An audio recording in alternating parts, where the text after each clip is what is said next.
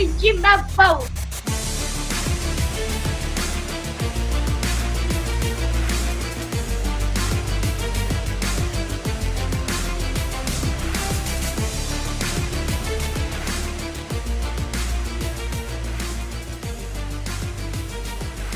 Court is in session with Ryan in Sacktown on If You Don't Like That. Now, Ryan in Sacktown. Oh, must be Rhino.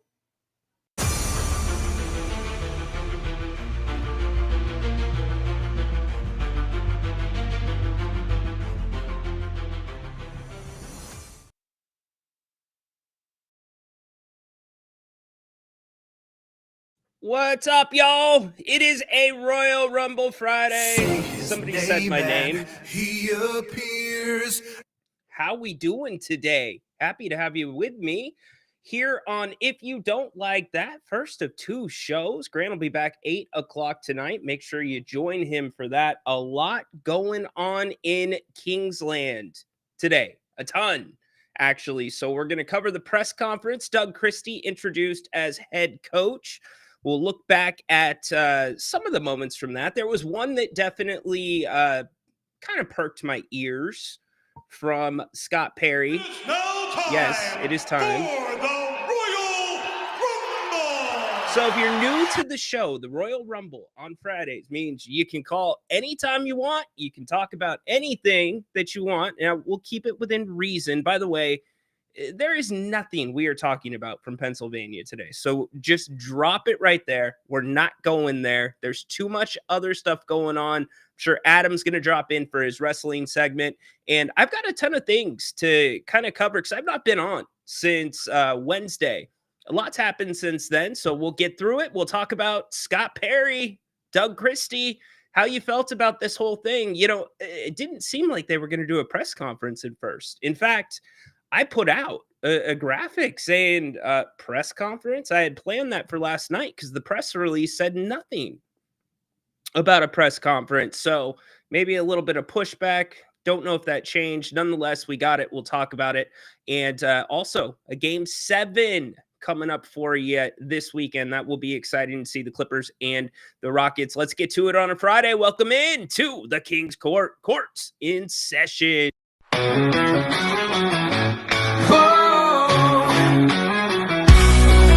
Late nights on the screen, hey, it's Grant and Ryan. We bleed purple, talking hoops, never lying. Sacramento Kings, we rise and we fall. If you don't like that, then you don't know ball. Jerry sitting with the stories of the game, spilling all the truth, driving legends insane. From the Cow Palace days to Arco's roar, this town's heart beats on the hardwood floor. If you don't like that, turn away now. Kings in our blood, we rise. What's up? What's up? Most Ryan thing ever. Yeah. Yo, we'll way to bring the proceeding to a grinding halt, dope. Yeah. Oh, Rhino. You're right, Romy. I had one of my low moments as a father yesterday, and I will talk about it here on the show in a little bit. I mean, it wasn't anything awful, but man, did I feel terrible about what happened. So thanks for being here. Hope you're doing well. Call the show now if you want to get in. Hey, Corn Dog, you're alive. Good to know. This guy pops up. He's either sick or he's traveling. Corn Dog's got a secret life outside of Costco that we have not scratched the surface on. I'm going to figure something out about this guy, and I'm prepared to deal with some of you today. I told you you were going to start getting your own sound drops. Some of you have gotten them, so we will get there as well. But the top story, Doug Christie introduced. Let me know what you thought about the press conference. Let me know what you thought about Scott Perry talking about his coaching search. You know, this whole carefully considered term is really interesting to me. What did you carefully consider? Did you carefully consider your employment contract? I, Scott Perry, agree to be the GM of the Sacramento Kings if Doug Christie is the head. What was carefully considered? Doug was the shoo-in. You knew he was going to be the coach when you took the job. Grant and I have been talking about it for a minute. Grant has been all over it, but nonetheless, the result, I think, is okay. I'm good with Doug being here. We've had this conversation many a times, but at least Doug did get a formal press conference. Was not the only thing going on in the NBA today. Why did that not update? That should have updated. Did all of my graphics go away? I lost every single graphic that I prepared for today's show. Oh my gosh. Most Ryan thing ever. Yo, way to bring the proceeding to a grinding halt, dope. Oh, Rhino. Holy bleep. Every graphic is gone. Wow. No rundown. I guess I'm just going to have to do it off the top of my head. How does that happen? Grant, we have got to get a different system. Grant, this system is killing me right now. Oh my gosh. All right, let's get to you while I try to silently recover and get this thing back on track. How does that happen? Holy bleep. Tristan, yes, let's have a show. It did not start off very good. Oh my gosh. Every single graphic for you today gone. Yes, I need an EP.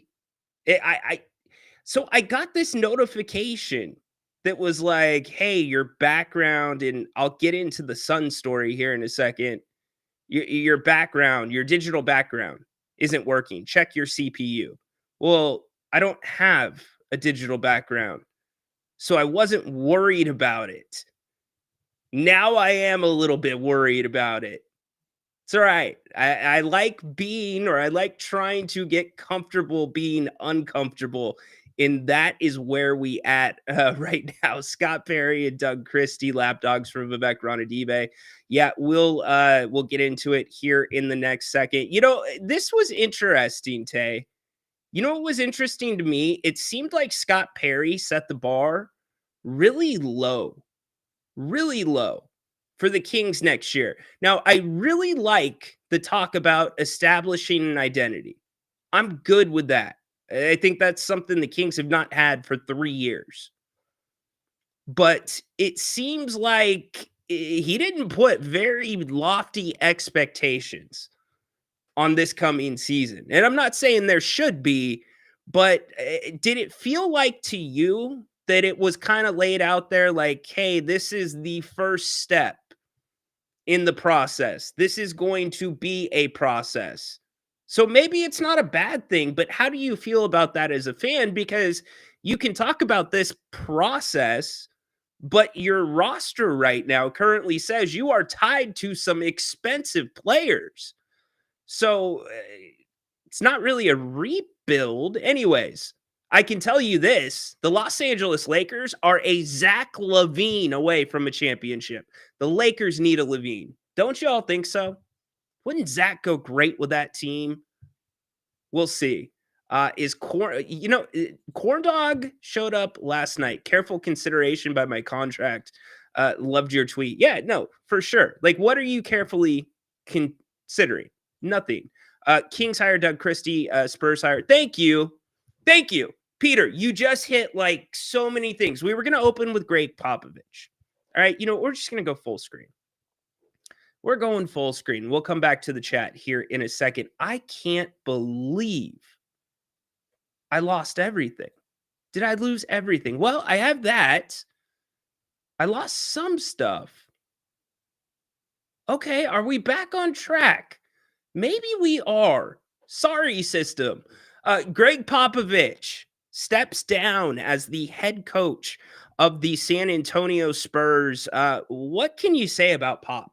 I mean, I've never had the pleasure of meeting him, but notorious for having his fun with the media. And if you peel that onion back a couple layers, you'll see that a lot of that was in good fun. It was good, clean fun. It was sarcasm. No, he did not like some of the in-game responsibilities, but you can't deny what he has done. Greg Popovich has created between the NBA and the WNBA 23 head coaches from his coaching tree. So he will take over or resume his job as team president. Mitch Johnson, the interim coach, which get used to this. Get used to this. The interim coach of the Spurs is going to remain as the head coach for the Spurs. I say get used to that because Tomas Isalo, he is going to also remain in Memphis for Taylor Jenkins. So interims remaining, teams with a plan. I like it. Jalen Brunson put the dagger in the hearts of Pistons fans. And you know what? Watch out for this Detroit team. Quite honestly, Detroit feels like they're starting to build something.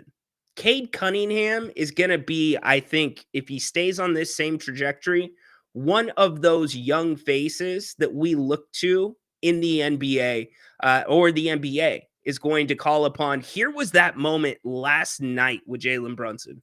Bridges to toss it in to Brunson. Defended by Thompson. 15 seconds left. Brunson takes a peek at the clock. Thompson digging in defensively. 8 seconds. Brunson stops on a dime. Launches. Oh, yeah! Jalen Brunson buries it. Knicks lead by 3. The Brunson burner ignited. 4.3 on the clock. I think it's really hard, and I'm sorry. It's hard to not think back to what if. What if Tim Hardaway gets a chance to shoot 3 free throws? I respect the Knicks moving on. They're probably very happy that they don't have to go to a game 7. But what if for this Detroit team? What if not expected to be where they were at this year? And I would look for them to look to continue building upon what they have now under Coach Bickerstaff. And, you know, maybe maybe you add Detroit to the list of teams that might be looking like, might feel like we are a piece or two off, right? Just a piece or two off. So could the Kings maybe do something with them? Who knows? JJ Redick, some really interesting comments, by the way, very interesting comments about the Lakers in exit interviews. Check out what he had to say about what they need to do in the offseason. What are some of the ways this team needs to get better in order to get back and get another flag? I think I'll start with the offseason and the work that's required in an offseason to be in championship shape. And, you know, we have a ways to go as a roster. And certainly there are individuals that were in phenomenal shape. There's certainly other ones that could have been in better shape. That's where my mind goes immediately is you know, we have to get in championship shape. Your mind. He's not doing anything outside of stating the obvious, but if you watch the Lakers in their fourth quarters towards the end of this series, they were gassed. Now, JJ played the starters significantly more minutes, but they had nothing in the tank. I'm talking like the Lakers had like 8-9 points 3/4 of the way through the last game in the fourth quarter against Timberwolves, which they ended up closing out. There's no doubt Luka needs to be in better shape, but Austin Reeves, he was gassed. LBJ, apparently now some type of knee issue that he sustained in the last game. That was ridiculous, by the way. I tweeted out about it. LeBron James bangs knees with somebody, and you would have thought that he got blown up by a massive screen. He goes down in a heap, and the refs call a foul. Like, the refs didn't even know what happened. The refs weren't even looking. They just see LeBron on the floor, foul. Like, it was that automatic, but I don't mind what JJ's saying. I really don't. What's up, BG? It's been a minute, dude. Like you said, thanks for being back up in here. Appreciate you. EMG, he knows it. You know what? There is not, I've heard stories about Coach Pop, and ask Grant tonight. So Grant's going to be back at 8:00 tonight. Ask him about his week that he spent with Pop overseas. Grant is not wine guy. Like Grant is not wine dude. And Pop is like a sommelier. This guy knows his wines. And he got Grant, I believe. I don't want to speak for Grant. He got Grant to like wine for a week. So, of course, Pops is going to stop at Cordy's Brothers. Of course he is. All right, I'm going to run down a couple other things. We'll get to your calls as well, and we'll hit these stories a little bit more in depth later. John Elway, I still want to talk about this situation. It's a terrible one. It's an awful one. Photos surfacing of him drinking something in a styrofoam cup. Who knows what it was, but those that have not heard it, we will go over it. His longtime best friend and agent fell out of a golf cart that he was driving, and there's some new reporting on it alleging that the sheriffs did not know for a certain amount of time about the tragic accident, as they're calling it right now. And TMZ is reporting they were attending a pre-party that was part of, it was before some type of concert. So we'll go over it in a few minutes. I do want to talk about the LT situation with Abdul Carter. I've got the opposite take of most people in the national media, and I have not gotten to Bill Belichick yet. In this whole thing with his girlfriend, I know Napes threw out this shining endorsement of his friends over in Thailand and how they're living, but this is so weird to me. And even the reporter, if you don't know what I'm talking about, Bill Belichick is dating a 24-year-old, significantly younger than him. Cool with it, man.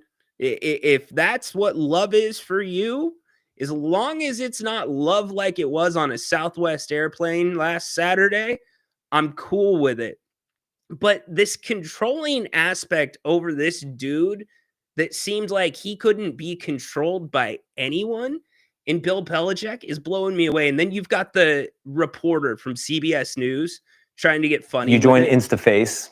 Did you hear that? Listen to his laugh at the end. He thought he was going to get Belichick to laugh. You join InstaFace.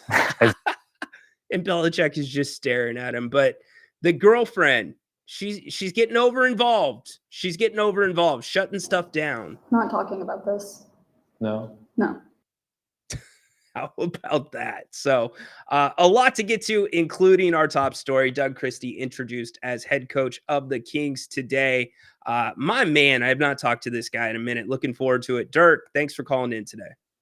Hey, Ryan. You haven't covered, sorry, I just tuned in, but you haven't covered the conference yet? Or Doug Christie's No, presser? we hit it at the top. We've not listened to anything yet. Oh, I was going to ask your perspective on it. Like, as far as what you heard, how did it hit for you?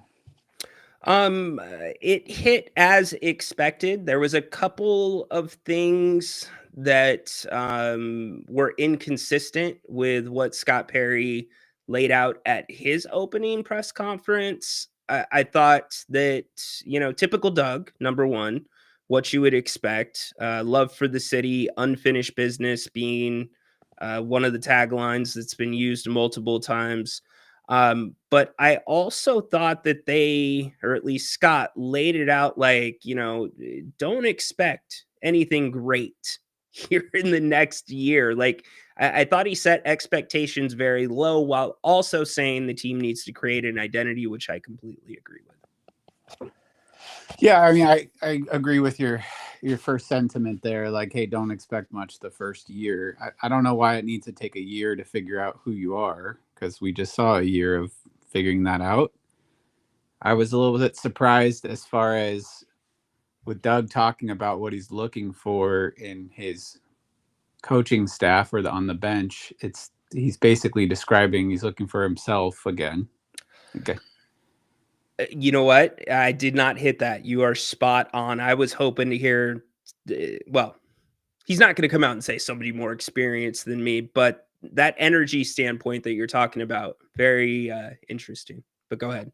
Yeah, I was thinking, you might think he would call out, at least something, and that would give you some idea as to where he might feel his weaknesses are. But I don't know that we need 4 Doug Christies on the bench, really. You only need one guy to be the inspired leader or inspiring leader. So I don't know. I'm not super high on this, maneuver. Not that the Kings had a lot of moves to make in regards to this. I don't really think they interviewed anybody, but yeah, just a little bit underwhelming. I mean, it feels a little like there's some Kool-Aid going around and we're all drinking the rah, here we go. I mean, I think this team needs a defensive identity, but it kind of needs roster overhaul more so than I didn't feel like if these guys players have Doug's back and Doug has their back, I don't think there's this big lack of cultural identity at this point, personally. Is that a major problem for you? Identity? Yeah, absolutely. Okay. Like when you think about some of the teams that are in the playoffs right now. If you think about the Nuggets, what do you think about? Nuggets, just everything runs through, Jokic and doing your role basically. And they didn't do that very well up until I didn't catch the game last night, but it's Russell Westbrook hitting open shots is what I've seen up until last night's games. Like, yeah, he's putting trust in the players to do what they're supposed to do. I think that's kind of what it is. Yeah. So yeah, you hang your hat on Jokic, right? Like the Kings don't really hang their hat on anybody. And I'm not saying it should be, they don't have that player to hang their hat on, but it's not, when you come to Sacramento, what are you going to expect from like when I mean as a positive thing, if you're an opposing team, like we know we're going to get a bunch of this. Like when you play the Knicks, it's going to be a physical game. You don't know what you're going to get from the Kings. And I think they need to have that one thing, whether it's defense, which Scott Perry has talked about numerous times, which I'd like to see that actually be part of the identity because it goes hand in hand with what Coach Christie is asking in terms of aggressiveness and output. But I think you do have to start there. But that was Mike Brown's culture. Okay, but Mike Brown didn't really have a culture. That's the thing. But I mean, he came in and established accountability with accountability contracts. He just had players that didn't fit that vision or didn't align with whatever problems Mike Brown has as a human. Why he, has had some problems with various players at different times. Maybe his tact, I don't really know. Yeah, but it's not a cultural issue to me. It's a player issue that players don't align with that culture and they're not going to shift. So I guess it's a play for the future, but why not just do a reset? Because you can't. How do you get rid of Levine? Well, you can't get rid of Levine, but unless you write out 2 years of his contract, which 2 years can be, you can tank with Zach LaVine. You get as much value as you can for Sabonis. You can maybe get 2 first-round picks, maybe. And DeMar is probably not yet yielding you a pick, but maybe you could get a young player. Hopefully Houston goes out tonight and they're eager to find a scorer.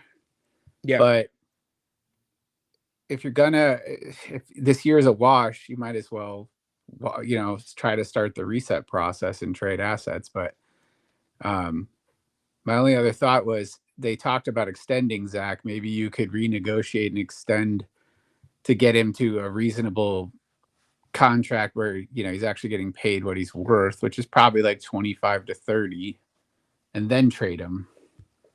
But yeah, no, I hear you. There's a lot at play, and I just don't think that you have the quite frankly, no disrespect to Scott Perry, I don't think he has the power to make the changes he needs to make, or at least he has not showed me through his first couple weeks here in Sacramento that he's going to be able to operate with any level of autonomy whatsoever. So, hey, Dirk, appreciate the call, brother.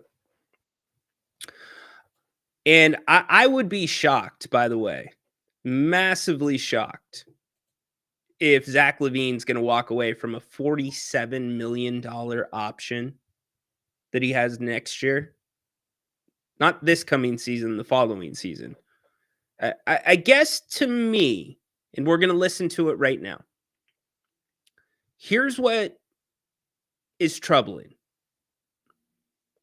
I already laid out that it seems like expectations are low. Okay, so if expectations are low, then you should expect Doug Christie to get a little bit more of a leash. That's what I kind of took from that. But here's what I also took from it. It almost feels like, and this is just me, this is not me as an analysis or analyzing this thing. It's not me trying to hype anything up. This is just me as a person listening and watching to Scott Perry. Like, it feels like Scott Perry thinks he's getting over on us, or at least getting over on me. Like, I'm a step ahead of y'all. Like, I got this thing. I got you guys believing. And he doesn't have me believing quite yet. Let's listen to the start of today's press conference, and I'll tell you exactly where I had an issue. One. Do you miss me? Did you miss me? I'm back. But hey, in all seriousness, thank you so much for being here today with what is a very exciting day for Kings basketball. We're here to welcome our next head coach, Mr. Doug Christie. An exciting time again for the organization. You all know Doug very well, as I do, and he was a legendary player here with the Sacramento Kings. But before I bring Doug on, I want to share with you just why I believe so strongly that Doug Christie is the right person to lead this franchise moving forward. As I mentioned to you last week, I first met Doug as a player when he was with the Toronto Raptors. And at that moment, I saw a young man who was extremely professional, hardworking, dedicated to his craft. And then I was fortunate enough 8 years ago, when I worked here for a short time in Sacramento, to get to know Doug Christie, the man, learn more about his character, which I value deeply. And so from afar this past season, when I was sitting at home in Florida watching a lot of NBA basketball, I got a chance to observe Doug Christie take over as the head coach here, and quite frankly, which was a very difficult situation. He did so with class, poise. He had a tremendous presence on the court. I watched him connect with this group of players that led to some success on the court. That connectivity was very obvious to me. Doug, in doing so through this turbulent time, posted a winning record while also improving the team's offensive efficiency. But above and beyond all of that, Doug Christie embodies the values that I so deeply treasure and appreciate, and what we're going to build this organization on. And I mentioned them to you before: professionalism, toughness, discipline, a defensive mindset, and a selfless, team-oriented approach on the offensive end of the floor. I've given Doug my full support and will continue to do so, and help him set the course and the vision for his long-term success and our long-term success. So with that being said, I'd like to present to all of you, the King, is my honor to present to you Doug Christie, the next head coach of the Sacramento Kings. Thank you. All right. Did he say anything different from the opening press conference when he introduced himself? Like nothing different about Doug's traits, really about their conversations. Remember, his phone was ringing off the hook. We're going to get to that in a second. But there was nothing different there. In fact, I started kind of dozing off a little bit. It doesn't take that much to sum up Doug Christie. I could do it in probably 3, 4, 5, 6 words. So let's see what Doug has to say. Thank you, guys. First and foremost, thank you to Scott.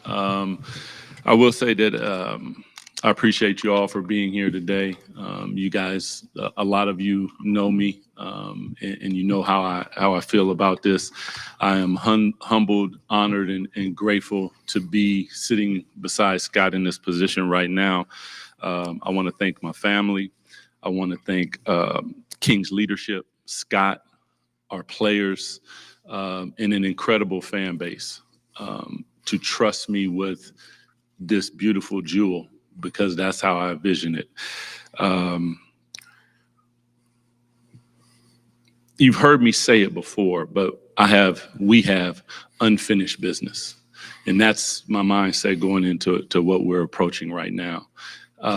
This game will leave a hole in your heart. It will. It's difficult. It'll take something from you. And the odd thing about that is it's the only thing that can fill that void. So with that, I accept the challenge, the opportunity, and I'm truly, truly grateful to be sitting here right now. Thank you. With that, we'll have questions.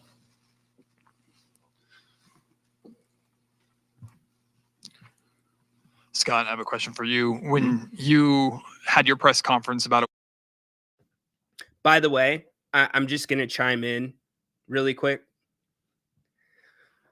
We talk about the delicate dance that it is of having a credential, especially with the Sacramento Kings, to ask questions to these guys. This question is the perfect example of the dance. The question that Matt George, and it's a great job by Matt George, but the question Matt George wants to ask is, what's your process, Scott? Your phone was ringing off the hook. How did we land on Doug? But listen to what Matt has to do to get there. Week ago, you laid out those identity traits, some of them you just mentioned there, and many of those we'd heard from Doug before over the last handful of months that he was here. Over the week of consideration that you had for this position, did Doug just seem like he was a seamless fit for you?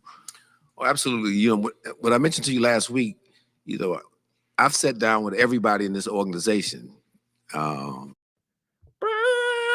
Let's stop there. Scott Perry's introductory press conference.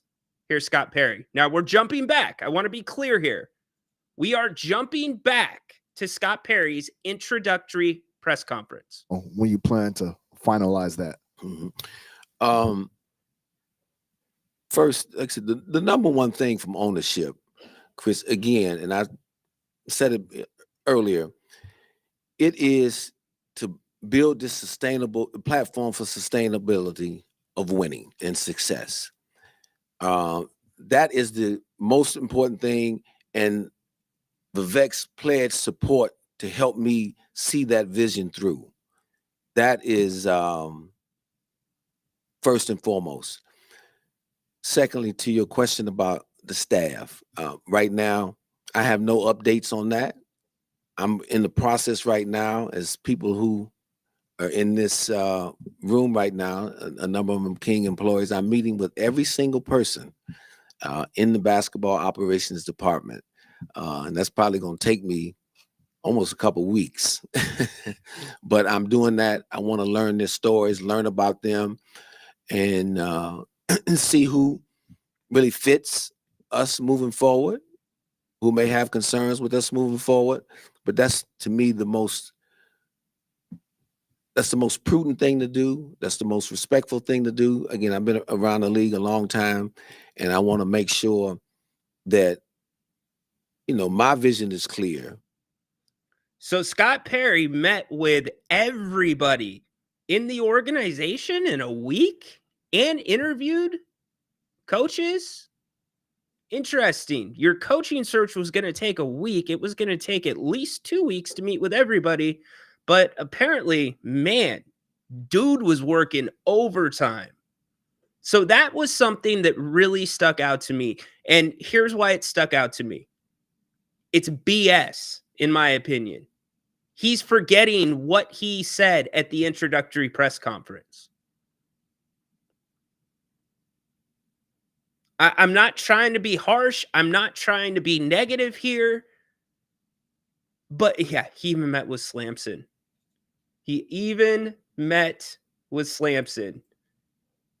Tristan, come on. If you're going to interrupt my Tristan, take. pay attention. Yeah, come on, Tristan. Come on. Tristan, you interrupted my thought with Slamson. Pay attention. Jerry Reynolds just told you to pay attention. It bugs me that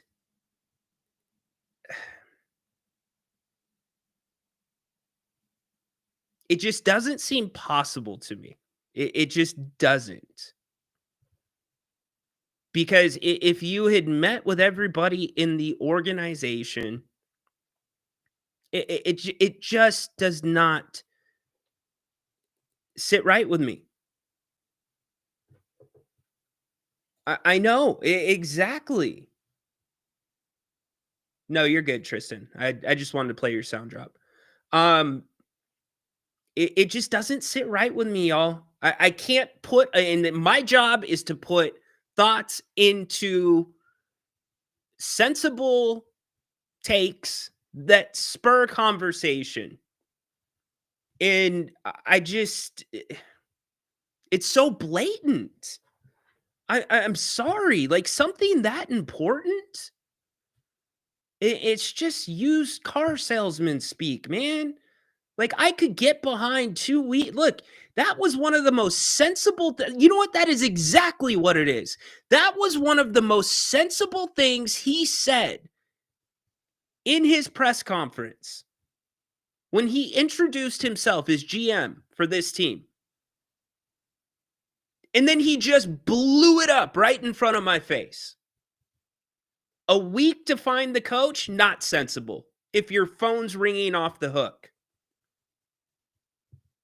He sidestepped a question about being able to make his own decisions. Michelle Dapper did a great job following up on that. And he answered it directly. I respected that. He said we needed a point guard. That was sensible. Athleticism, defense, length, sensible. 2 weeks to really evaluate meeting with your staff, sensible. And then you blow it up right here in a moment where this fan base, remember, this press release said nothing about a press conference. So to me, that feels like the press pushed back and the fans pushed back a little bit, because how are you going to put Scott Perry up there? Because you know those questions are coming, and it just, that really rubbed me wrong. It did, and maybe I'm making a big deal out of nothing, but that rubbed me the wrong way. Back to Scott Perry today with Doug. From people that work in the kitchen to everybody in the front office, I took the time. I wanted to learn the stories of everybody in this building. Obviously, Doug was someone that I spent a lot of extra time with. And the more we talked, the more seamless it felt to me. It was just a natural fit because we see the game in a lot of the same ways, even though I wasn't as good as players, Doug.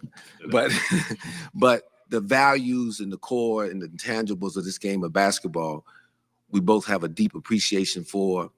And it was important for me, us, that whoever's sitting in that head coaching seat could carry that out the very best. And Doug obviously fit that bill, and that's why he's sitting here. And I have tremendous confidence in him being able to uplift, inspire all those around him so that we can have some sustainable success. Scott, I just wanted to ask you. That's Tony, right? Tony. I remember. Okay. So you guys notice this? This is why the Kings, I strongly feel, a press conference was not announced along with the press release about Doug being hired.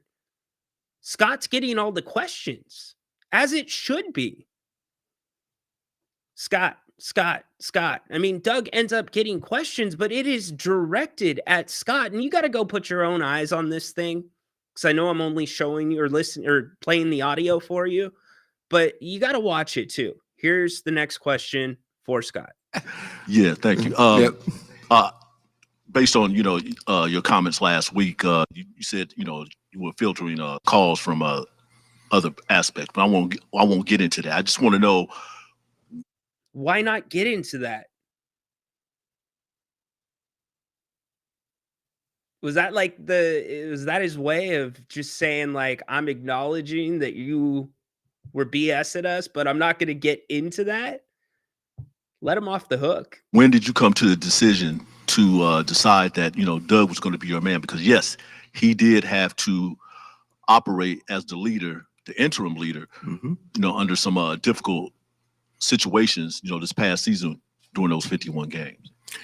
Yeah, after our press conference, obviously I had some informal conversations with different people that I know. Look, you're looking at a Grizzly veteran here in terms of the hiring process of coaches, and I pretty much know all of the coaches that are out here that may or may not have been available. But in talking with Doug, the more. Hold on. So he knew Doug coming into this thing, right? Knew him as a player, respected his game. He's a staple, though. You know what I think, actually? I'm going to be real here. I like Tony. And I think what happened is King's PR shot him a look. That's what I think happened.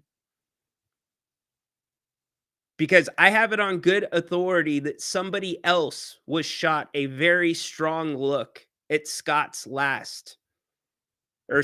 introductory press conference. So I think he made a U-turn really quick.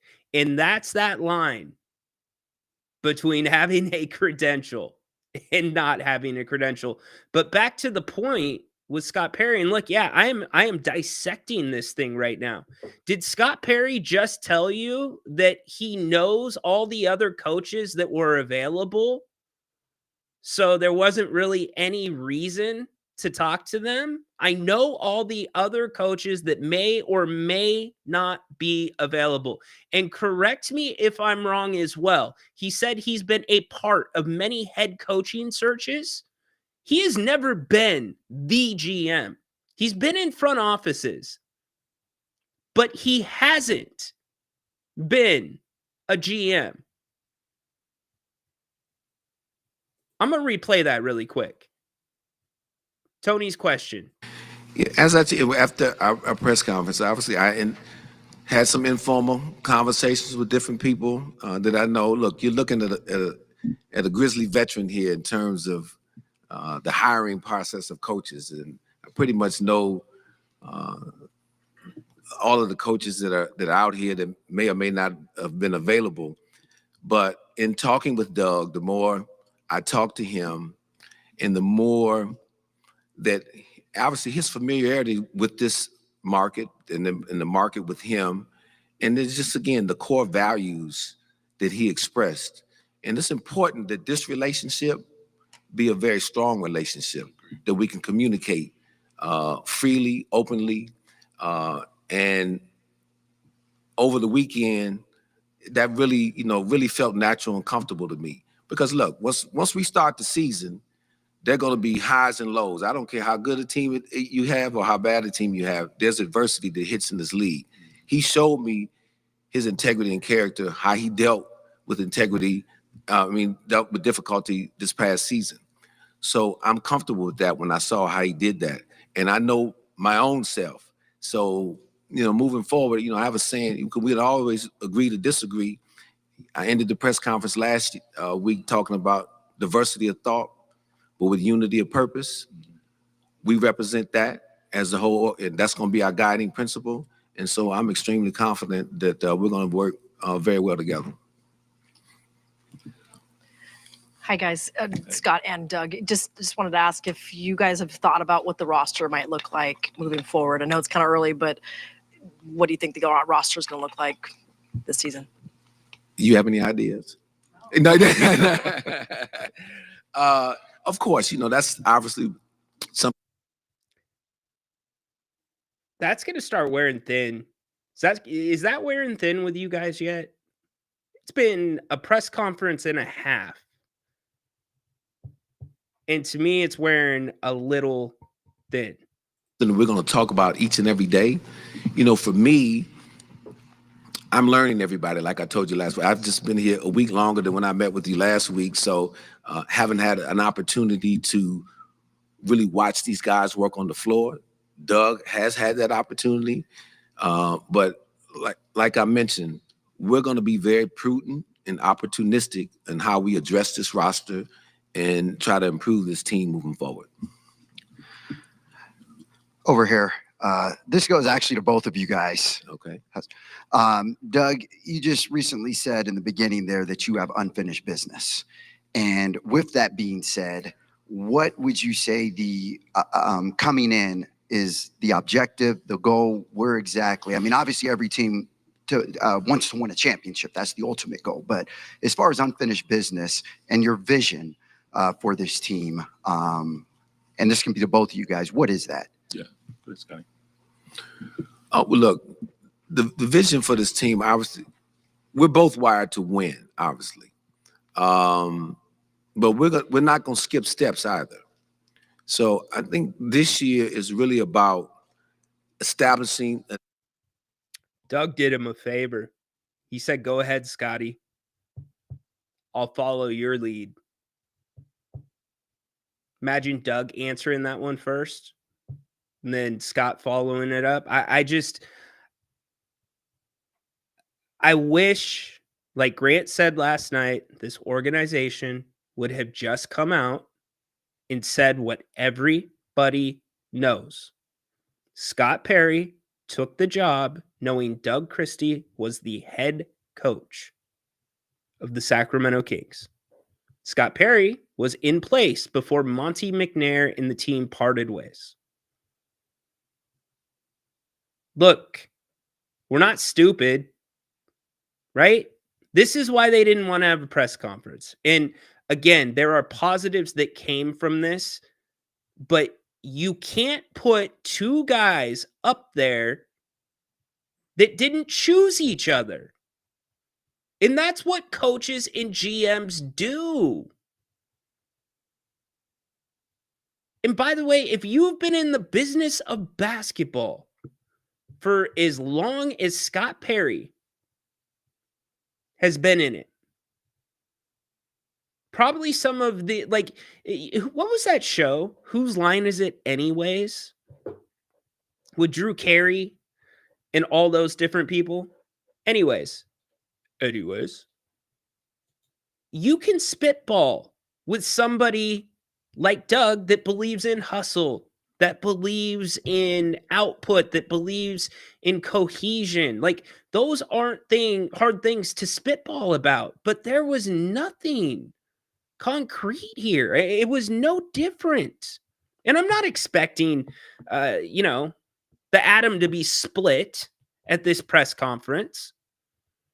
But you have two guys that have been promised two separate jobs that are now trying to build a relationship at what is probably the most difficult time from a roster standpoint. I said it during the season. Ever since that Vivek move to acquire Zach LaVine, and that's my opinion, that it was a Vivek move.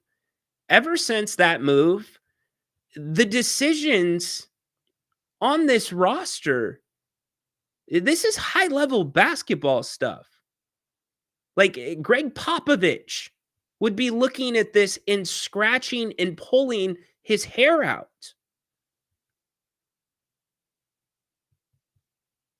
Because the Kings are caught in no man's land. Now, the safety ring, the life vest might be the point guard position. That might really tie these pieces together.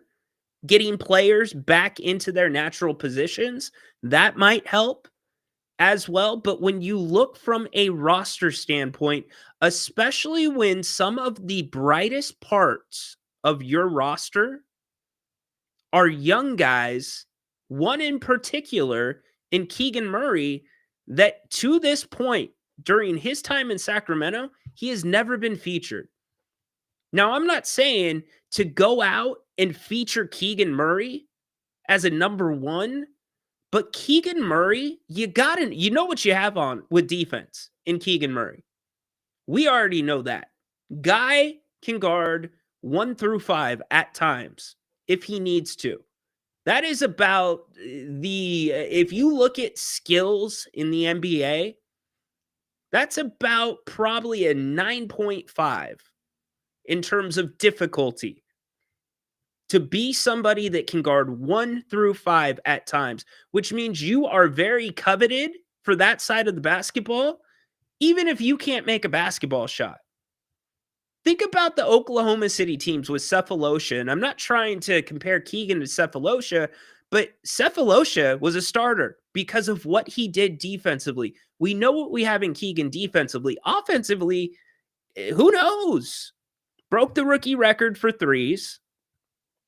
Kind of took a step back, but you got to take a grain of salt with the step back with the three-point shooting percentage, because every Kings three-point shooter, with the exception of Domantas Sabonis and Keon Ellis, all of their percentages have gone down. In fact, after the Beam Team year, the Kings have ruined three-point shooters. They have ruined three-point shooters. So with such an important decision coming up, like Keegan's and him wanting to start talking about extensions this summer, how are you going to feature him? That's like one of the big things to me. You got to figure out what you have on offense, because I strongly believe you have more than a lot of Kings fans think from Keegan on that side of the ball. I think there's a lot of things we have not seen yet. And if this team could rebuild the traditional way, the way that Portland did their rebuild, send your star out, get a really good package in return, he would have that opportunity. But now in this mess, he's kind of caught in the middle still. Same thing to a degree with Keon Ellis. You can't let two young players like that get caught up in the wash that's at the top of this roster. And I don't mean to call Domantas Sabonis a wash. I don't mean to call DeMar DeRozan the wash. For now, I have to call Zach LaVine the wash, because he is not anywhere near the amount of his play is not anywhere near in the same neighborhood of the amount of money he's making for it. At least it was not in Sacramento, and the basketball IQ was much lower than I expected here in Sacramento. So I'm worried this team and Scott Perry is going to hyper-focus on the top of this roster and forget about what could lead this team through, because I look at Keon and I think, dude can play with anybody. You could make an argument for Keon Ellis on all 30 NBA teams. I think you can make that same argument about Keegan Murray on every NBA team. I can't make that argument about Zach LaVine. I can't make that argument about Domas. I can't make that argument about DeMar. Malik, you probably could. Valanciunas, you probably could. And then you look at ages. Sabonis is in his prime. DeRozan, tail end of his career. And Levine, I don't know where he's at. He's barely played basketball, but to his credit, he stayed on the court this year. Most of your value on this roster that could lead you a little bit, with the exception of Valanciunas, I'm going to say starts at Malik Monk and down. But Scott Perry has a difficult hand to deal with between those three players at the top. Here's Scott again. Identity, I talked a lot about that last week, and a foundation of what it means to be a Sacramento Kings basketball player. And that's really, for us in year one, is going to be our North Star or true evaluator of where we're at. Is what are we going to be? What are we going to reflect on this court? We have to start building that. So as we move through the season, when we play opponents, or when you fans come, the media and the local Sacramento fan base comes to games, they know what they're going to get and what they're going to see in this team. So that identity has to start being established right away, and I'm confident Doug's going to be able to do that. You know, to echo that, a lot of people talk about culture, and for me, habits build culture. Culture is a byproduct of habits, and we want to establish a very, very high level of those, but also the ability for our team to be a physical manifestation of this community. It's blue collar, it's hardworking, it's loyal. It's so loyal that it kept the team here. And we want players that are going to represent that they when they come through the turnstiles and when they leave, they know that they've gotten every piece of what they thought. Heart, soul, blood, sweat, tears, they get it all. And that's what this community is about. And I think that that's what Scott is saying, to echo him, is what we want to be about. Yeah.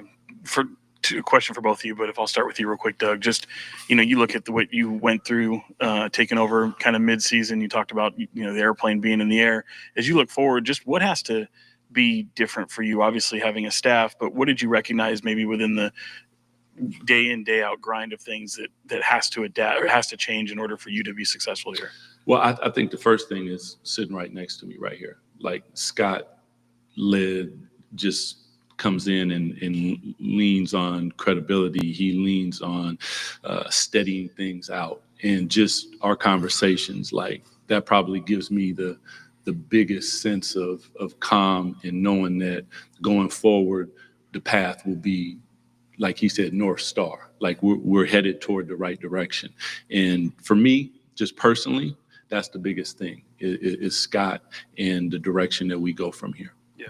And then Scott, for you, just knowing what Doug not only means to this fan base and this organization and the city, to his passion of wanting to be here, how much easier did that make your decision in the sense of maybe what the process looked like? Definitely a confirmation for me, obviously, but even if I was somewhere else, though, to be quite frank with you, this man exhibits the qualities that I would want represented in my team. And I think that is the strongest endorsement that I can give of him. Yeah, he's special to this community, and that's not lost on me. But above and beyond everything else, is the character. It's the passion that he displays for the game.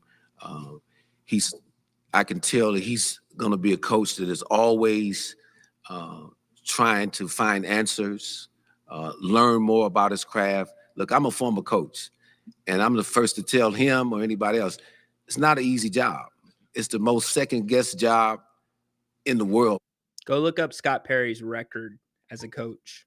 Probably.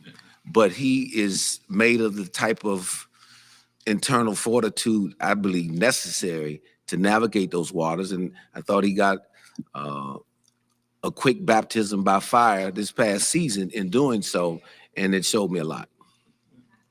Doug, you, of course, are very familiar with this fan base, this city, what this city is all about. Yeah. Asking you about Scott, how well do you think he fits and embodies like this city and this organization with what he wants to do and what he brings to this city?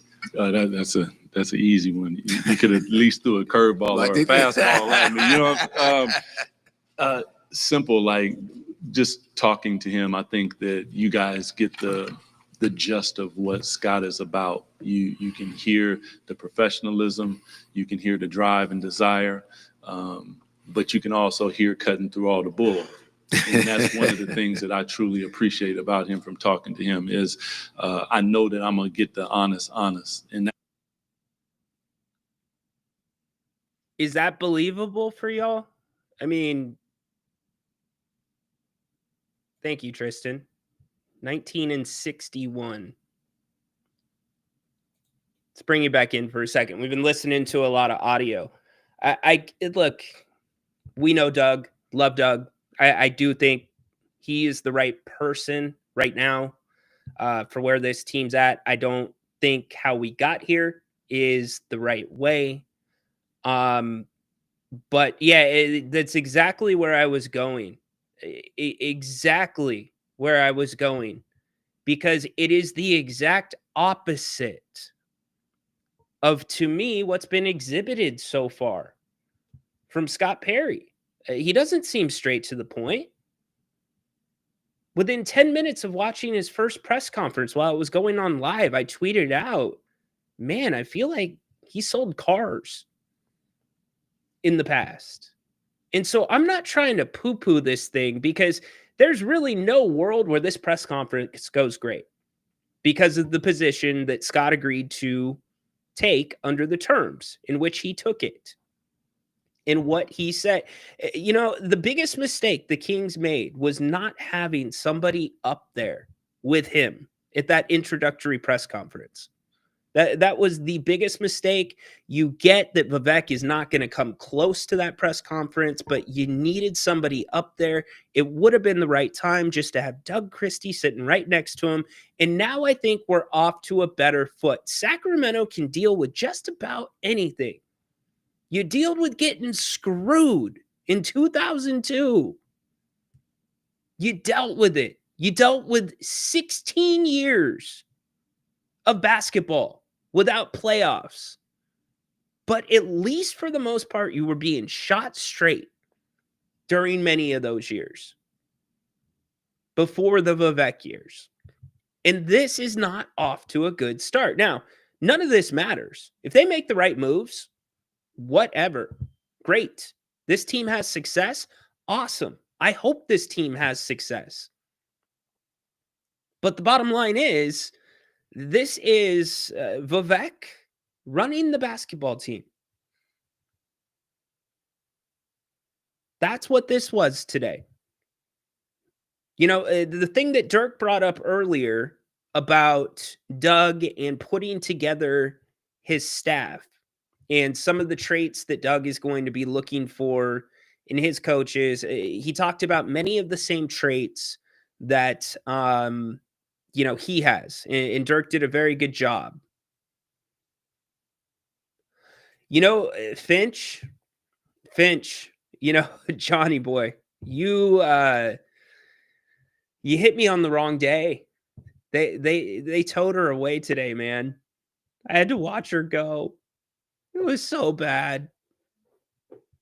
It's only a car, but I had to watch it go. You know, I'm sitting here thinking after my accident, I'm thinking, okay, you know, it's, I don't know, a quarter panel. You guys can fix that up. Yeah, no, totaled, completely totaled. Even the guy today that picked up the car, he confirmed it. It's like, do you realize how much work they would have to do? And it's just a quarter panel. That's all it was. Corner panel. I'm thinking chicken and dumplings. Not chicken and dumplings. I'm thinking I can get my car fixed. Freak Show from Harold and Kumar. Help me out. Don't you worry about that. No, we ain't too far away from my place. And once we get there, I'll have your ride fixed up in the jiffy. Yeah, even Freak Show couldn't get it worked out. So I had to watch it get towed away today. Oh, man. I know. Wait till I share with you the story about what happened with my son. I'm going to take this one on the chin with all of you. I'm going to take it on the chin. And what happened at the start of the show, I completely deserve it. Where my graphics were not there, that's the universe. If you don't believe in karma, karma is real. So my car has already been sold. So Scott, sorry, dude. I've already got another one lined up, my friend. So maybe on another. In fact, let me give you a glowing recommendation. If you end up in the same spot that I was in, make sure that you give EDH Motors a call. I actually did give them a call.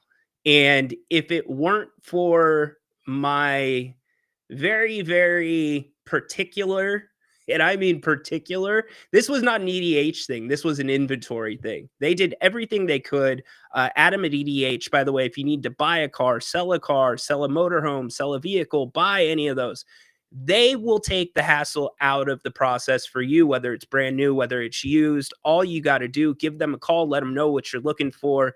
They take care of the rest. You can show up to their place in El Dorado Hills in the town center. Beautiful place, by the way, and pick up your new ride. Adam was so great. He was hitting me up right off the bat. He was back to me sooner than the timelines he gave me. We just couldn't get the car, but go give them a try. I can tell you, if I sell this next car, it's going to EDH 100%. Or if I were to get in another accident, it's going to EDH. So big thanks to Adam and the crew at EDH for trying to get me into my new wheels. Yes, right? Totaled but drivable. You want to see pictures of it. We'll see if we can arrange that. Let's go back to the press conference. So just a little bit more to go, and then we'll keep digesting this, and then we'll get into a couple of the things from the sports world that I want to hit as well. And I'll tell you what happened with my son. Like, it was, I'm mortified. Anyways, back to the press conference. That's one of the things that in our business you don't always get, and I appreciate that. So yeah, we got the right guy. Cool. Hey guys, over here, Scott. I wanted to start. Can I with get your you. name? Yes, I'm Brandon Benitez. I'm with CBS 13. Hey, Brandon. Okay. Yes, sir. All right. I Yes, didn't sir. get a chance to meet you last week. No, correct. Okay. All right. Yes, correct. Yes. I wanted to ask you, just it felt like a lot of the key players on this team spoke really highly of Doug, especially in their exit interviews. How much weight did that hold, knowing that you wanted a guy that is going to be able to lead them and help turn things around? Well, obviously, it's important that you feel a connectivity from the players. As I mentioned last week, I talked to all of them. They have a great deal of respect for this man here. I know that's important in that position. Look, because those are the guys, ultimately, they have to be inspired by him. They got to inspire themselves first, but then secondly, they got to be inspired by him and trust in his abilities, his knowledge about the game, and put them in the very best positions to succeed. So I heard nothing but positive things from them. So again, that is helpful, but not necessarily the sole decider in it. But I'm going to always take into account, if you'll learn more about me, I'm someone that takes, when I make a decision, it's 360 degrees. I listen to a lot of information. Again, I'm going to say it. You're probably going to get tired of hearing it. Diversity of thought, but with unity of purpose. That is our guiding principle. And that's how I made this decision, as I will make any other decisions regarding this organization. And then, Doug, for you, a couple departures from the coaching staff, just when we're trying to fill in the pieces of what's going to make you successful now that it's a full-time gig, of course. What sticks out to you, or traits perhaps that you're going to want for guys that are going to be on that bench with you? A lot of the things that you've heard Scott and I speak upon, from a driving desire, a passion, the ability to think and deal with adversity at a high level. There has to be a calmness, and because our players are going to feel that, and we want them to go on the court and have a passion, have an aggressiveness, have a super aggressiveness, but at the same time be calm, and that comes from our coaching staff. Yeah. Doug, congratulations. Thank you. Look, I love Doug, but Phil Jackson, Mr. Zen, ain't walking through that door, unfortunately. It's a good question. Dirk brought it up earlier. Who is Doug going to have on that bench with him? Who do we think Doug can recruit? I mean, what's the sales pitch if you're Doug Christie? Quite honestly, what's the sales pitch to come coach here in Sacramento? You know, Grant's talked about this at length. Other coaches, other players, other GMs, they know the score of what's going on here. So I would have loved today to hear Doug or Scott Perry say, you know, we really want to we want to balance out what Doug just said. Because I think it's really important because it's going to be a big part of how Doug coaches. You saw it during his 27 and 24 time here with this Kings team this season. But you also need the yin to that yang. If Doug's going to be the good cop, you need to have the experienced bad cop.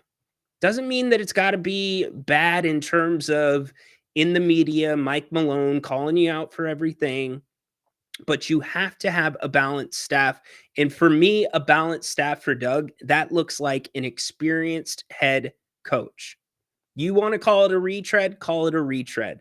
I'm talking about a Terry Stotts. I'm talking about, and these are names Jerry has said, and they were the exact names that were in my head too. Scotty Brooks, another one that comes to mind, has ties to Northern California and this Kings team. Coached the Thunder through many successful years. The sales pitch to those guys, Bennett's, yeah, right, Wolf.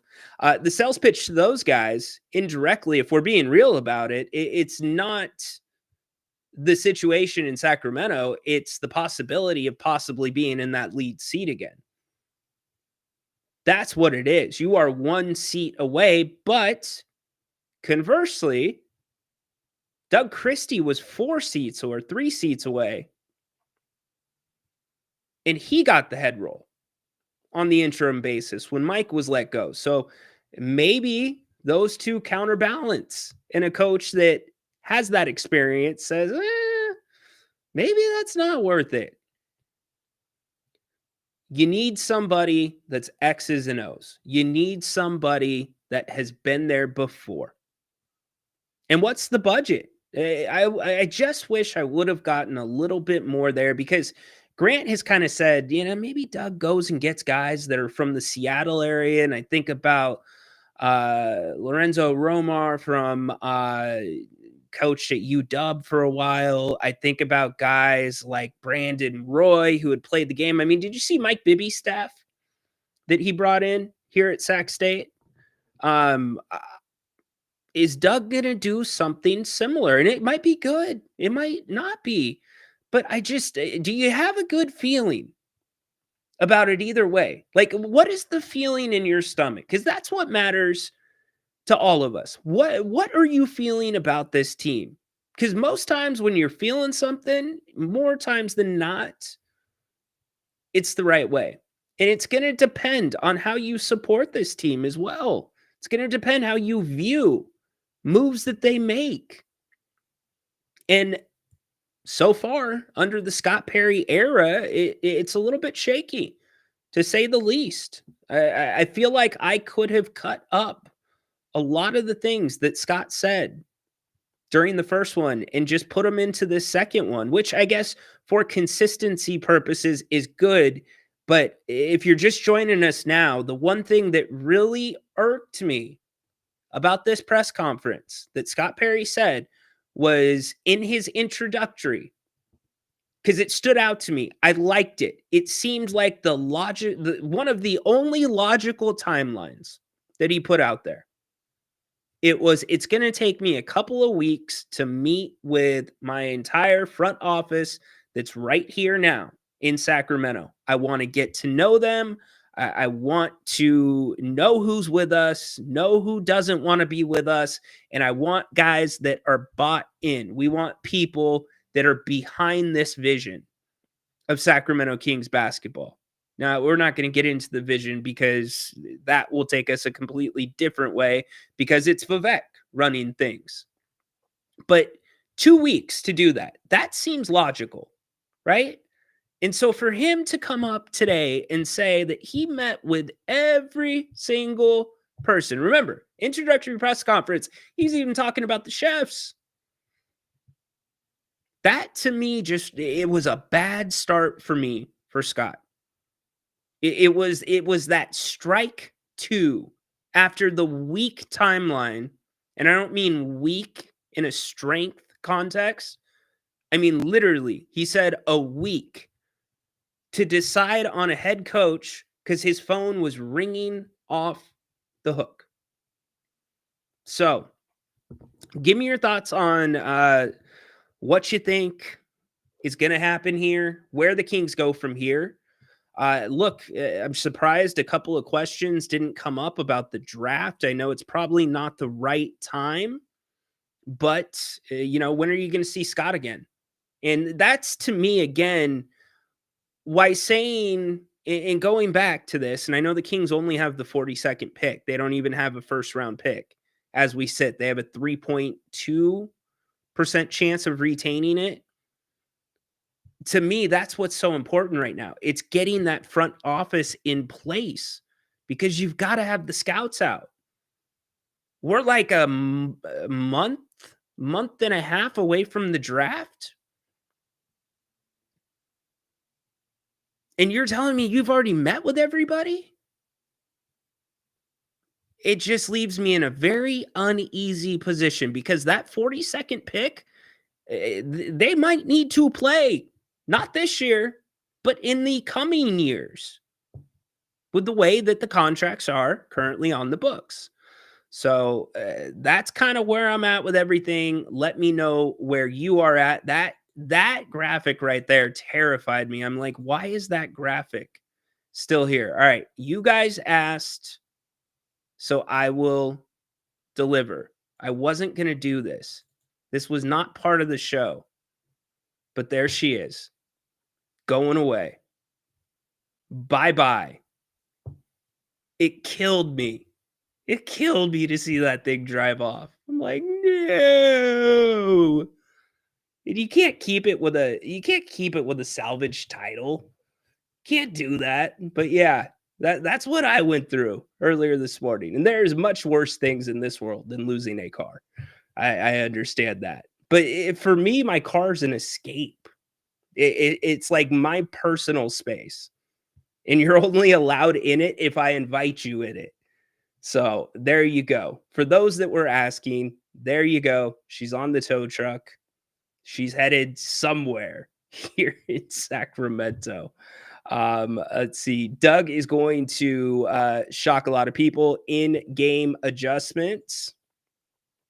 He'll be 10 times better next season than he was this season. He will be better with the rotation, more fluidity in his rotations. Watch. I hope you're right. I absolutely hope you are right with that. And he does deserve an entire training camp. No doubt about it. And let's see what Scott Perry gives him to work with. Let's see if Scott Perry, you got your pictures. It's gone. Yeah, we already said it was totaled, but drivable. I am not a Benz guy. I am not. Did not go Benz with the next one, my man. Let's see. Furious, thanks for being here. Tristan getting some love. John, thank you for reinforcing. I loved that thing, man. It was a good car. Peter says, pay me $1 million to play a game and I'll handle being inspired part. I don't know that it's that easy. I don't know. And somebody said that basically everybody on the roster embodies it, but Zach LaVine and DeMar DeRozan. I don't think it's fair to throw either of those guys in there yet. I don't think it's fair to throw DeMar in there. Period. End of story. Guy played more minutes than he expected to this year. He played a much different role than I believe he expected to this year. I think he was sold something completely different when signing with Sacramento. And for the most part, he stayed on the court. Now, we might not like the pace that the Kings play at when it's a DeMar controlled game, but I think within what DeMar could do physically, he left it on the court. Now, he left his toe on the three-point line way too often as well, but I thought he left it on the court. Zach LaVine, it's too early to tell. It's just too early to tell. Coach Adelman was worth at least $10 million per year. You know, getting back really quick to the interims keeping their jobs, notice that the Grizzlies, they clearly had a plan there. They were going to keep their interim. I think you're going to see the same thing. By the way, San Antonio is keeping Mitch Johnson with Popovich, going back to just a front office role and his health first and foremost, most importantly. A lot of stories going on about him having some struggles, most recently a fall. But I think David Adelman is also going to keep his job in Denver. I think that will remain too, which is funny because I think it will somewhat empower to a degree Vivek, right? We know from Sam Amick's reporting, and it's right on, that was Vivek's decision to get rid of Mike Brown. It was not Monty McNair's, although Monty fell on the sword. So, you know, he's looking around, Vivek. He's probably tapping himself on the back. He's like, yeah, you know what? I made the right call. Okay, you made the right call, but you did it the wrong way. Doug Christie, head coach. I think you made the right call. You did it the wrong way. Scott Perry, not off to a good start, but to be fair to Scott Perry, who could get off to a good start in the position that he's in as the GM? But he accepted it. He accepted the job. So maybe that's what you need to know about that. LaVine seems like a guy that wouldn't give 100 unless he's in a big city. I could be wrong. Time will tell, Mark. Finchy feels me. Yep. Good question. Smokey Bear 85. What happens when the team fails? What do you think happens? You know, after being a fan my whole life, 40 years. 40 years. You know what that makes you, Smokey Bear? 40 years officially makes you a man. I'm 42. Anytime you share your age around here, which is, I don't mind, share your ages. I'd love to know more about you guys. But anytime you do that, just know this is coming. Come after me. I'm a man. I'm 40. 40 years. I'm so lost for words. Sell the team, please. Look, that is all on you as the fans. That's all on whether you support this team or not. And Grant disagrees with me on this point. I think that's why having Doug Christie in that position makes sense, because it stirs up that nostalgia for you. I think it gives you a little bit more patience. Now, the big question that Smokey's asking is, will ownership have patience with Doug Christie? Will Scott Perry, more specifically, have patience? Because it won't be Vivek that comes out and says, I'm firing Doug. It would be Scott Perry. I think it's a great question. I don't know what that leash is going to look like. Grant thinks it's going to be fairly short. I think it's going to be a little bit longer than Grant thinks. If this team fails,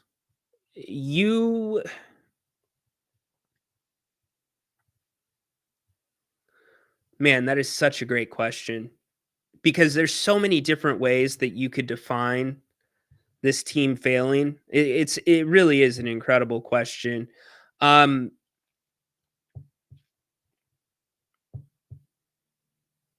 If you fail on the court, but you have certain pieces still in place,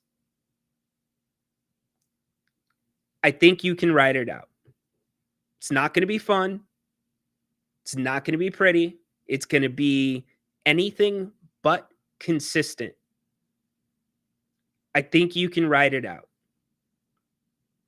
And when I say ride it out, I'm assuming that you have DeMar DeRozan that's still on this roster. I am assuming Domantas Sabonis is still on this roster, and I am assuming Zach LaVine remains on this roster through their contracts. Now, the two that I'm looking at the most, the one I am honed in on is Zach LaVine. Okay? If you fail, but make it through these next 2 years of Zach LaVine, things will be okay as long as you do not try to chase in these next 2 years success with Zach LaVine if it's failing. And what I mean by that is if you start dealing pieces like Keegan Murray, if you start dealing pieces like Keon Ellis to try to make something work, like I think a perfect example would be the situation the Kings are in right now.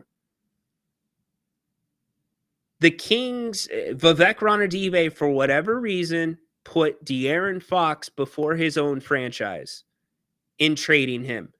There was not a piece in the NBA available that would have turned this season around. Not a piece. And we saw that. Zach LaVine certainly didn't do it. You can make an argument Valanciunas helped turn this team around more than anybody this season after the trade deadline. And then his minutes got cut. But back to the question, Smokey Bear.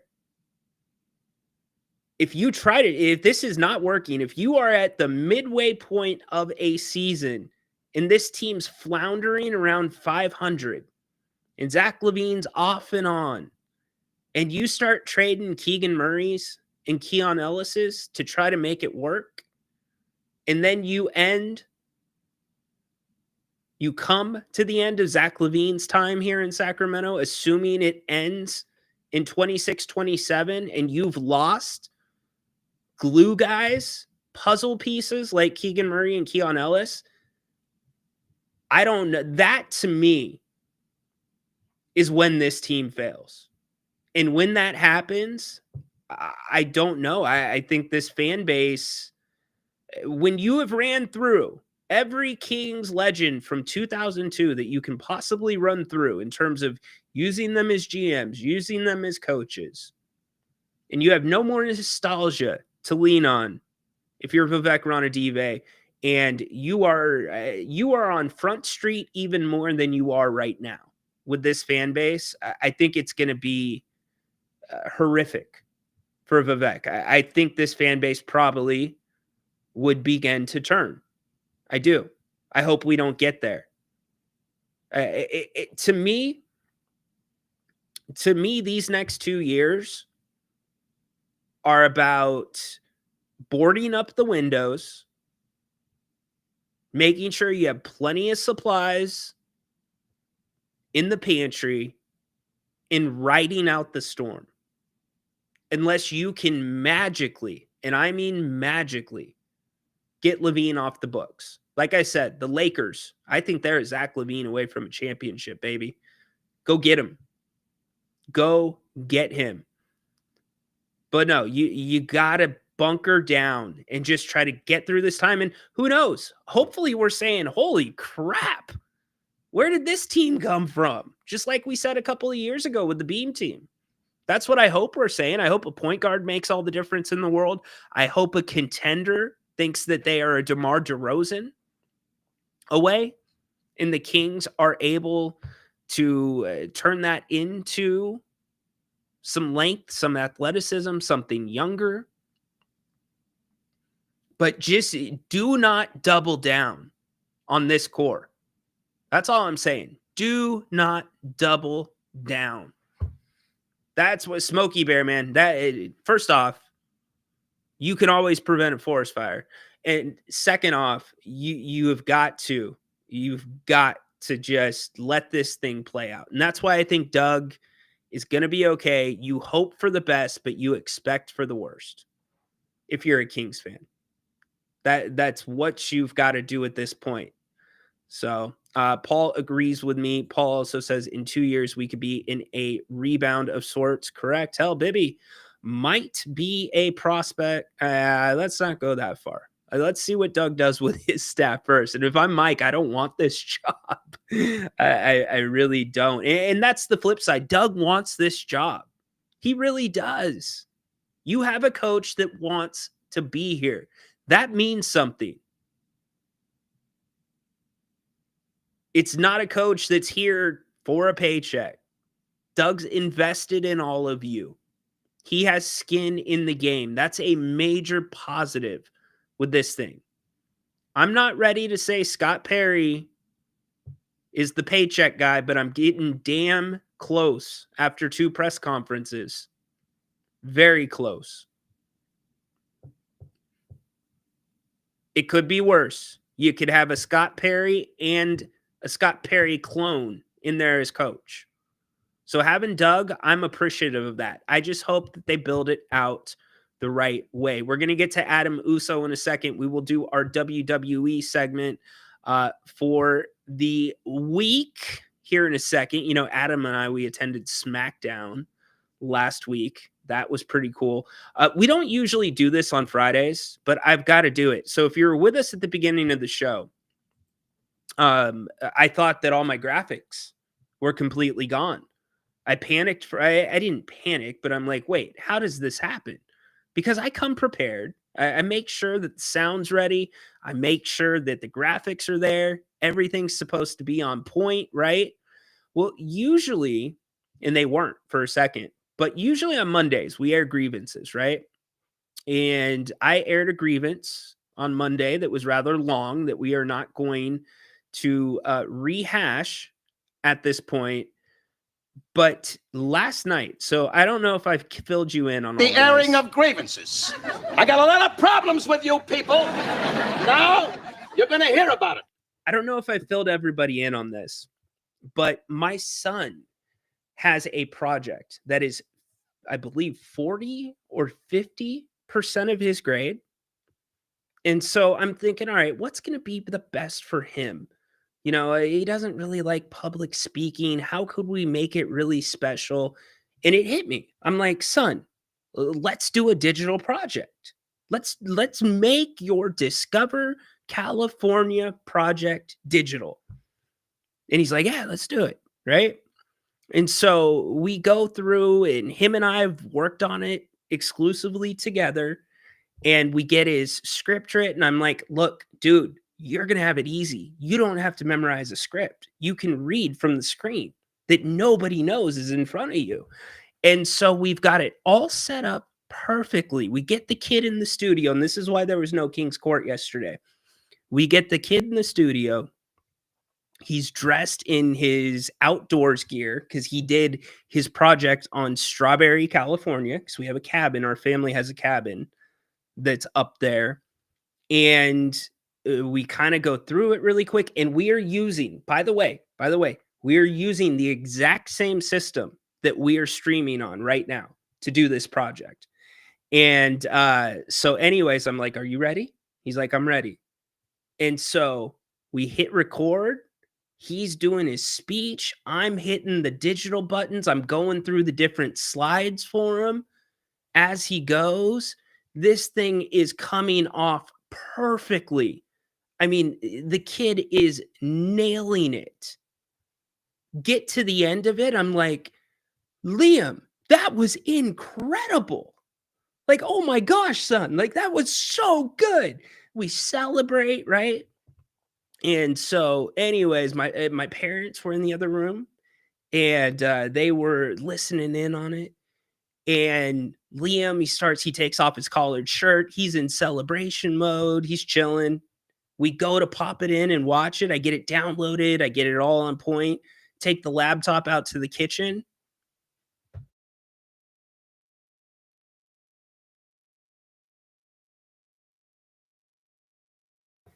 My mixer was on mute. I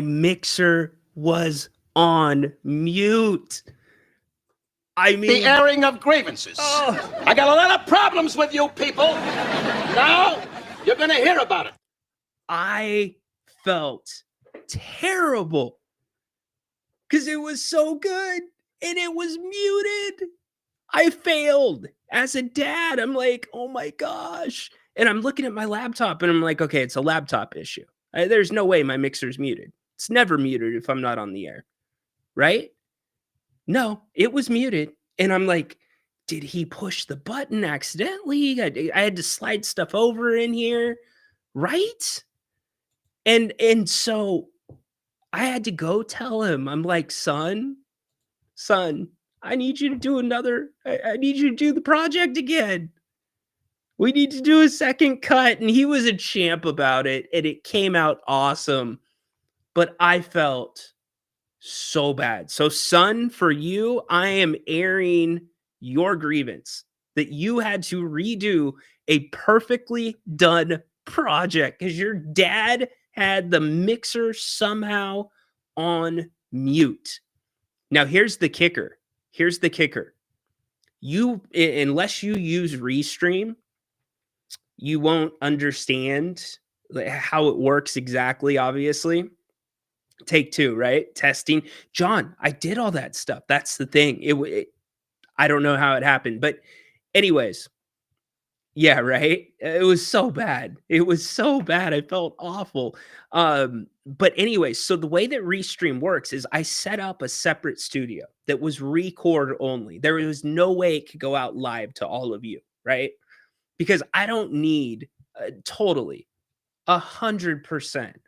I mean, it's right up there. It's like him bringing home somebody that's like 50 years older too. I mean, that might be up there. Although Grant says they are very happy in Thailand, the way they do that stuff. Like, I'm thinking like, oh, like, son, I'm not going to do it to you. I can't do it to you. Yeah, I'm going to do it to you, son. I'm sorry. He's like, not talking about this. I'm not talking about this. No. No.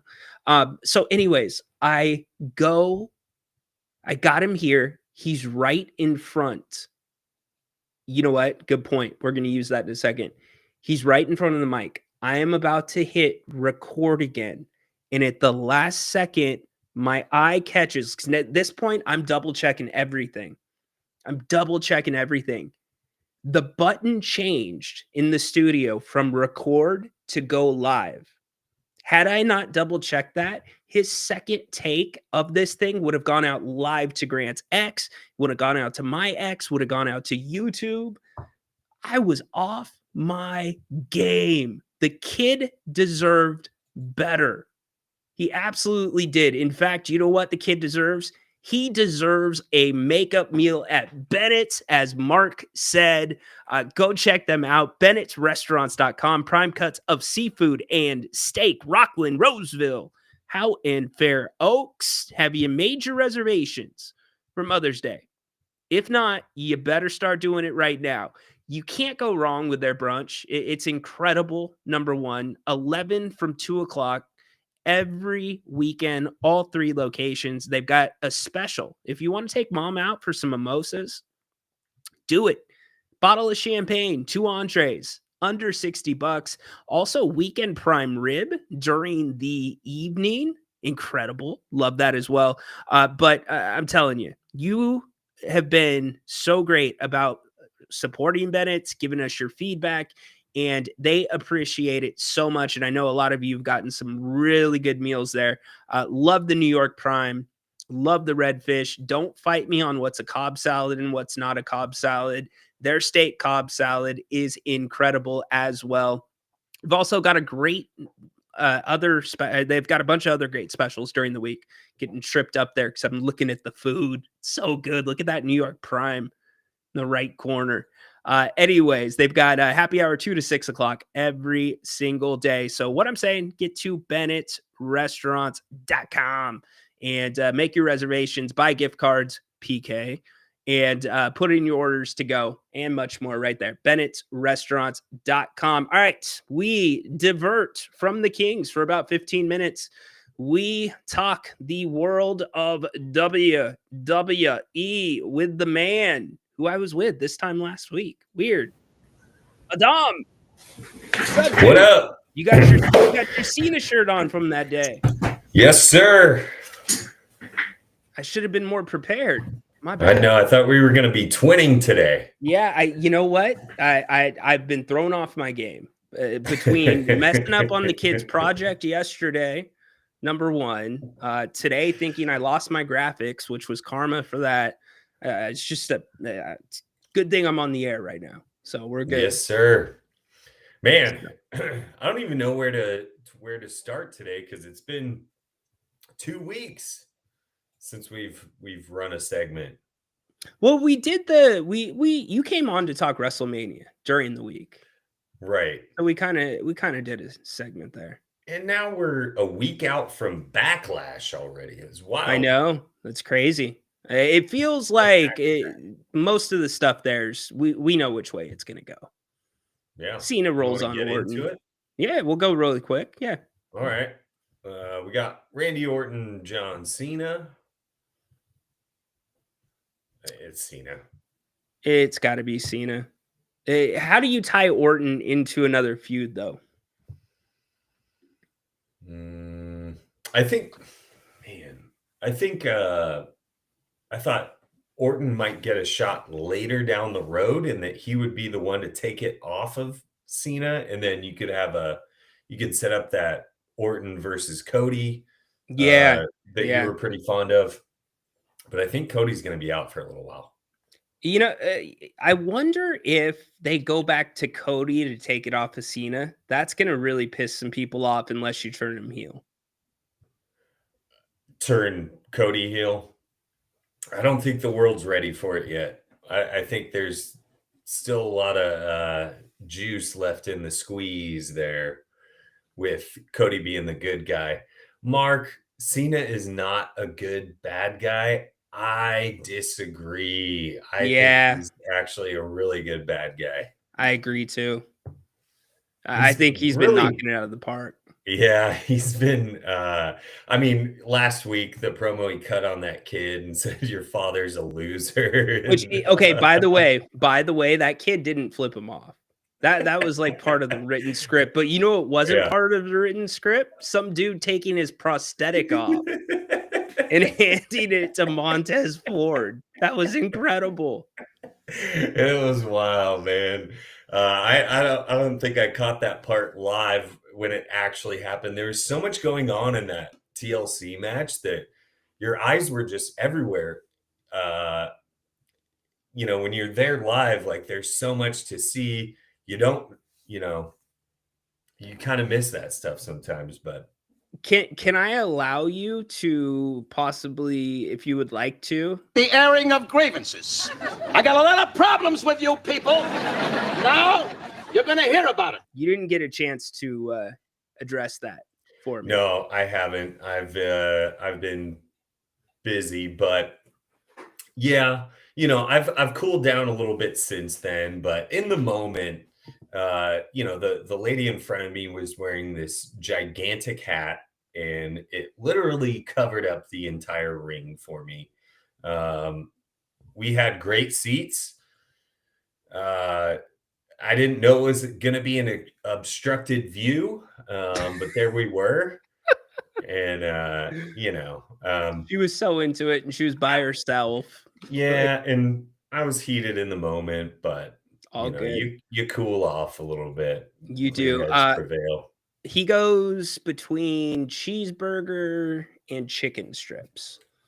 He usually lands somewhere in those two areas. I believe they have a kid's pizza that he's hit up as well in the past. Mark, what are they doing with Rhea? That's a good question.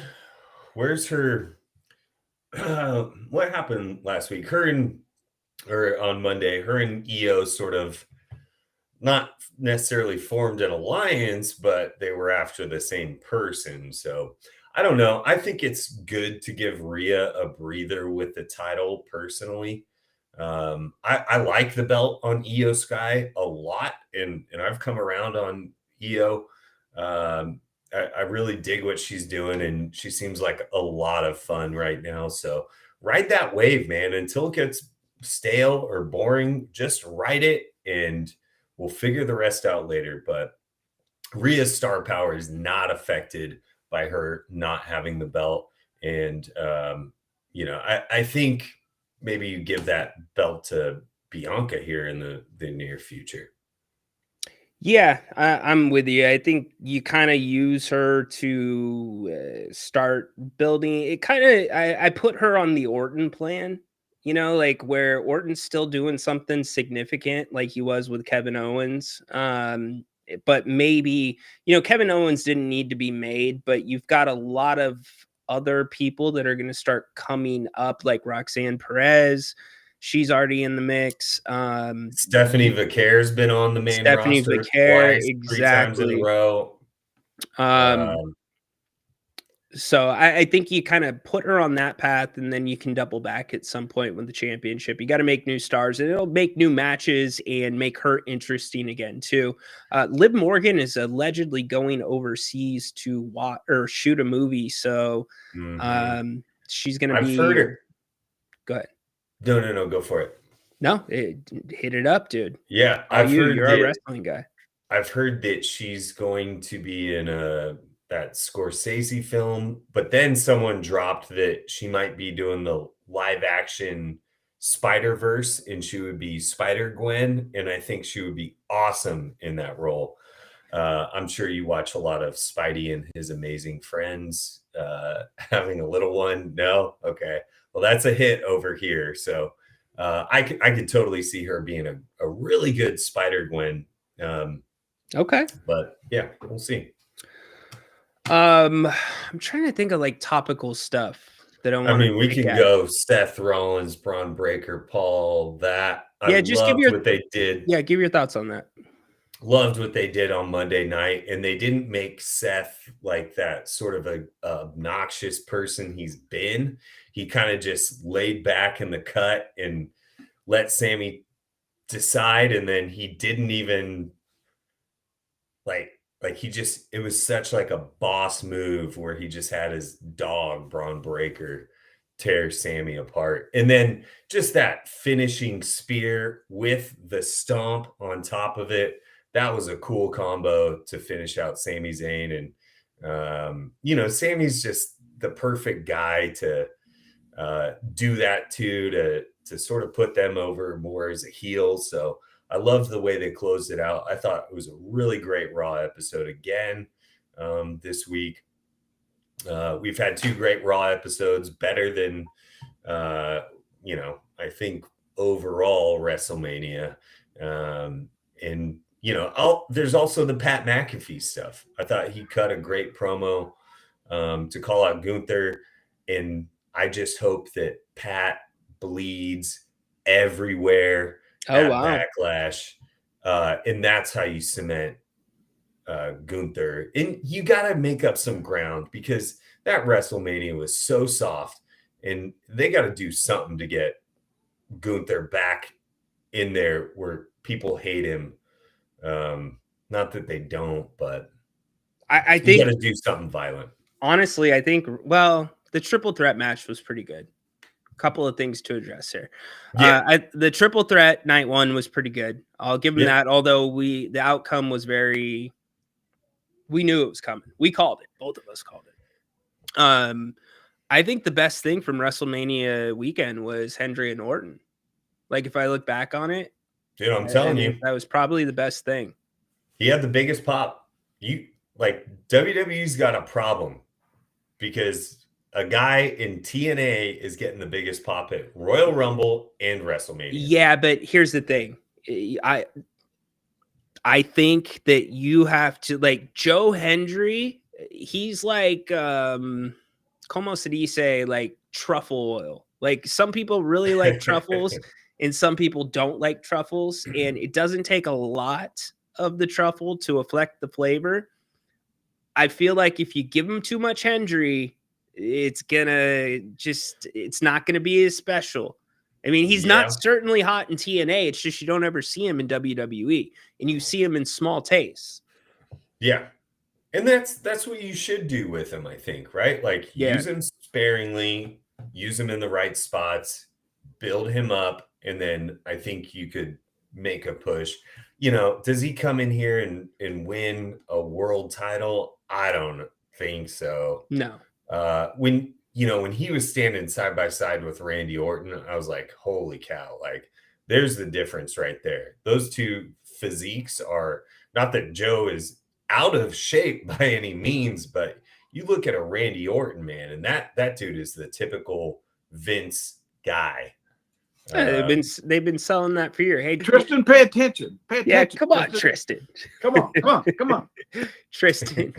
Tristan, here's the thing. It's like classic in my house where if there's something my wife and my son want and it's around Father's Day or my birthday, that's what they give to me. So I think it was last Father's Day. I got a booklet of coupons, and one of them included, no, it was 2 Father's Days ago, going to see the Spider movie, which I really had no, like, I fell asleep in the movie, Tristan. So not Spidey guy. Anyways, I want to see though, like with Rollins, number one, you're going to ruin Sami Zayn. You're going to ruin him pretty quickly unless you're going to like really build him up or put him in that stable. You see where it's leading to. It's going to be Breaker turning on Rollins, blah, blah, blah. But Rollins is kind of doing this Monday Night Messiah thing again. Or at least that's what it's felt like the last 3-4 shows. Well, a lot of people are talking about like who's next to join this faction. We're not guaranteed anyone to join this faction. But let's do a little fantasy booking. I think you're watering it down. I don't think you had anybody. If you did. You're basically saying who is going to be the Orton of the faction. I think, we're looking at Evolution. And then you call them the Revolution, the Revolutionaries. Ludwig Kaiser. Like that. Ludwig Dude, Kaiser. I would be so down for that, and I think he'd be great. I know when we were talking last week, you mentioned Austin Theory. I think he could fit in there great. But let me throw a curveball at you. I think Fraxium could be really cool in there. Some lightweight guys, up and coming. They add some spark. Nathan Frazier and Braun Breaker are not too dissimilar. He's freaking fast in person. Yes. Holy and so is Braun Breaker. I mean, dude, when we were watching that match, it was like, holy cow. Frazier was quick. Cooking. Yes. He was rolling. And we said the same thing about McIntyre is a brute. Oh, he's my favorite. Big dude. I pulled a couple of recent cards that I hit, and our boy is one of them.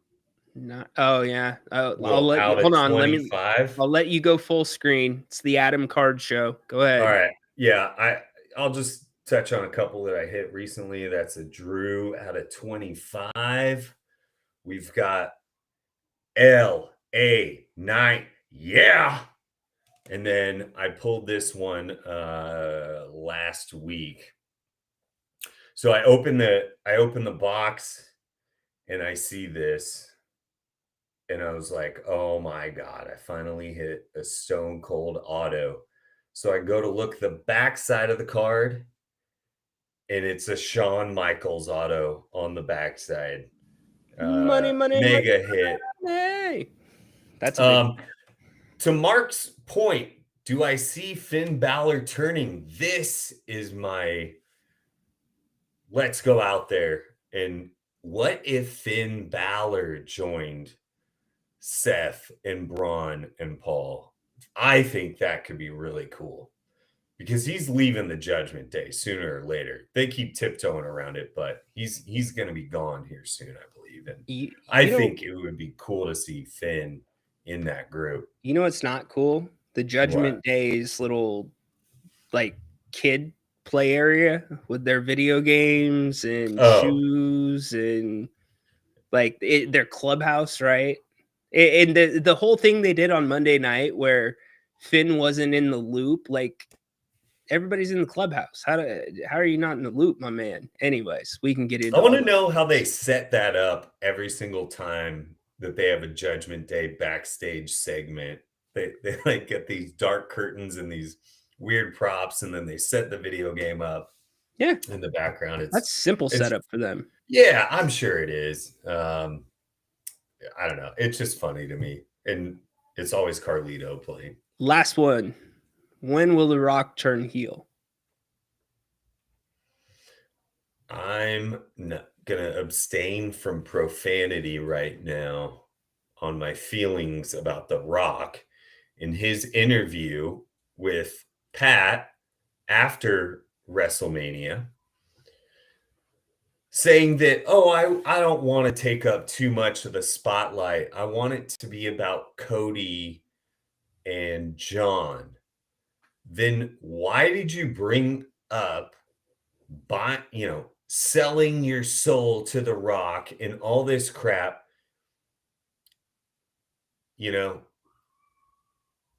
Don't get involved at all if you're not gonna finish the story. It's hanging. No, it was it was a creative spat. He didn't get his way. Not talking about this. No. That's exactly what it was. It was a creative spat. He was not. The dude's got his own writer that comes in. So I think he's being a baby, and I hope that I think his heel turn's happening right now in real life. Well, this is, to your point, real life heel turn, because people are pissed. And is this all part of John Cena ruining wrestling? I don't know. No, I don't think it is. Wrestling fans will read way too far between the lines, but Triple H didn't thank The Rock at his Hall of Fame speech. Yeet! So are those, there's rumors that those two are beefing creatively, and, The Rock is Triple H's boss, technically. So he can, tell Triple H, hey, I'm gonna show up, or I'm not gonna show up. And then he kind of leaves Triple H high and dry. So whether or not it's true, I wonder if Cena's gonna kill wrestling, are these things outside these interviews where it's Dwayne Johnson, are we taking the kayfabe stuff outside of just the ring and the shows, and we're creating real life drama? Because if you think back to if you think back to the buildup of WrestleMania 40, you had that shot of KO. Maybe that was afterwards, but KO beating up Cody Rhodes outside, and it was fan footage, right, from their phone. And so they were planting these little things that were happening not on the camera side, not on the show, and posting it on social media, or just, making it go viral. Are they doing the same stuff with these interviews? Are they taking kayfabe to the next level? And this is the evolution of wrestling. We will see. We'll discuss it next week. Thanks for popping in. Thanks for having me in your neck of the woods too, buddy. Dude, thanks for coming out, man. Had a blast, and it was good to hang out with you and go watch some wrestling. Yes, sir. All right, buddy. Be well. Okay. All right. That's Adam Oos, official, by the way, Uso. If you didn't know, Jay Uso made him an Oos. Go back. You can find the story on, or you can find the segment where we talk about that. All you got to do is subscribe to the channel right there. Thank you to those that are already subscribed. If you haven't already, give us a thumbs up. We would really appreciate it. It goes a long way if you're watching on the X. A like, a retweet. Grant is back tonight at 8 o'clock. Get his thoughts on the Scott Perry press conference. He'll be fielding your questions as well about anything else going on in the world of sports. You've got Rockets-Warriors game 6 tonight. Did the Warriors close that one out? The Rockets, by the way, just pummeled the Warriors a couple nights ago. So we'll have lots of stuff going on, tons of content here in the off season. It seems like this Kings front office is going to provide us with nothing but content, unfortunately. Frank, look, I can't argue with you, man. New ownership of the Kings will solve the long-term problems. Yeah. Unfortunately, Vivek is the managing partner. It's ironclad. You can't. It's the fans. It's on you guys, Frank. It's basically saying, can you stay away from your product and turn on it? I just, first off, like as a Kings fan, I'm not going to mobilize that, nor am I suggesting it. But I guess what I'm saying is it's the only thing that would change anything. And I mean, if there's a couple of things to take away from this show, I mean, I hammered Scott Perry and the Kings pretty hard today. I'm not doing myself any favors within those doors. But it felt like what I said's true. Scott Perry doubling back and saying that within this week, he doubled down. Almost forgetting that he said it was going to take a couple of weeks to build his front office and interview everybody in the building. Not only did he double down on that, he said all the things that you would expect from somebody that thinks they're pulling the rug over your eyes about this coaching search. There wasn't one. At one point, Scott Perry said, point blank, well, I know all of the guys or all the candidates, and I'm paraphrasing here, that are out there or could be coaches with the Kings, the same way he implied that he knew Doug Christie, the person he is. I can't argue that Doug Christie is the right person for the job right now. You have somebody that's invested in this team. You have somebody that has skin in the game with all of you. He truly cares about this city. You could have a Scott Perry, and I don't want to put Scott in that boat, but I'm sorry, when you already are being named the night the Kings lost the play-in, that night Scott Perry was already in place. Doug Christie had already been told he was getting another year, right? And I get that Scott is working within the confines. He's operating within the lines that Vivek Ranadive has drawn. But let's face it for what it is. This is a paycheck for Scott Perry. He is simply going out there and putting on you want to talk about kayfabe from the wrestling segment? What Adam just said? He's literally going out there and he's almost on script, it feels like. And he doesn't remember the episode that he taped last week. So this thing could be worse. You could have another Scott Perry in that coaching chair. You don't. You got Doug Christie, and I'm grateful for that. I wonder if that's Stockton calling me right now. I'm thinking, hey, Rhino, shut up. I don't recognize that number. Uh-oh. It might be Vivek himself.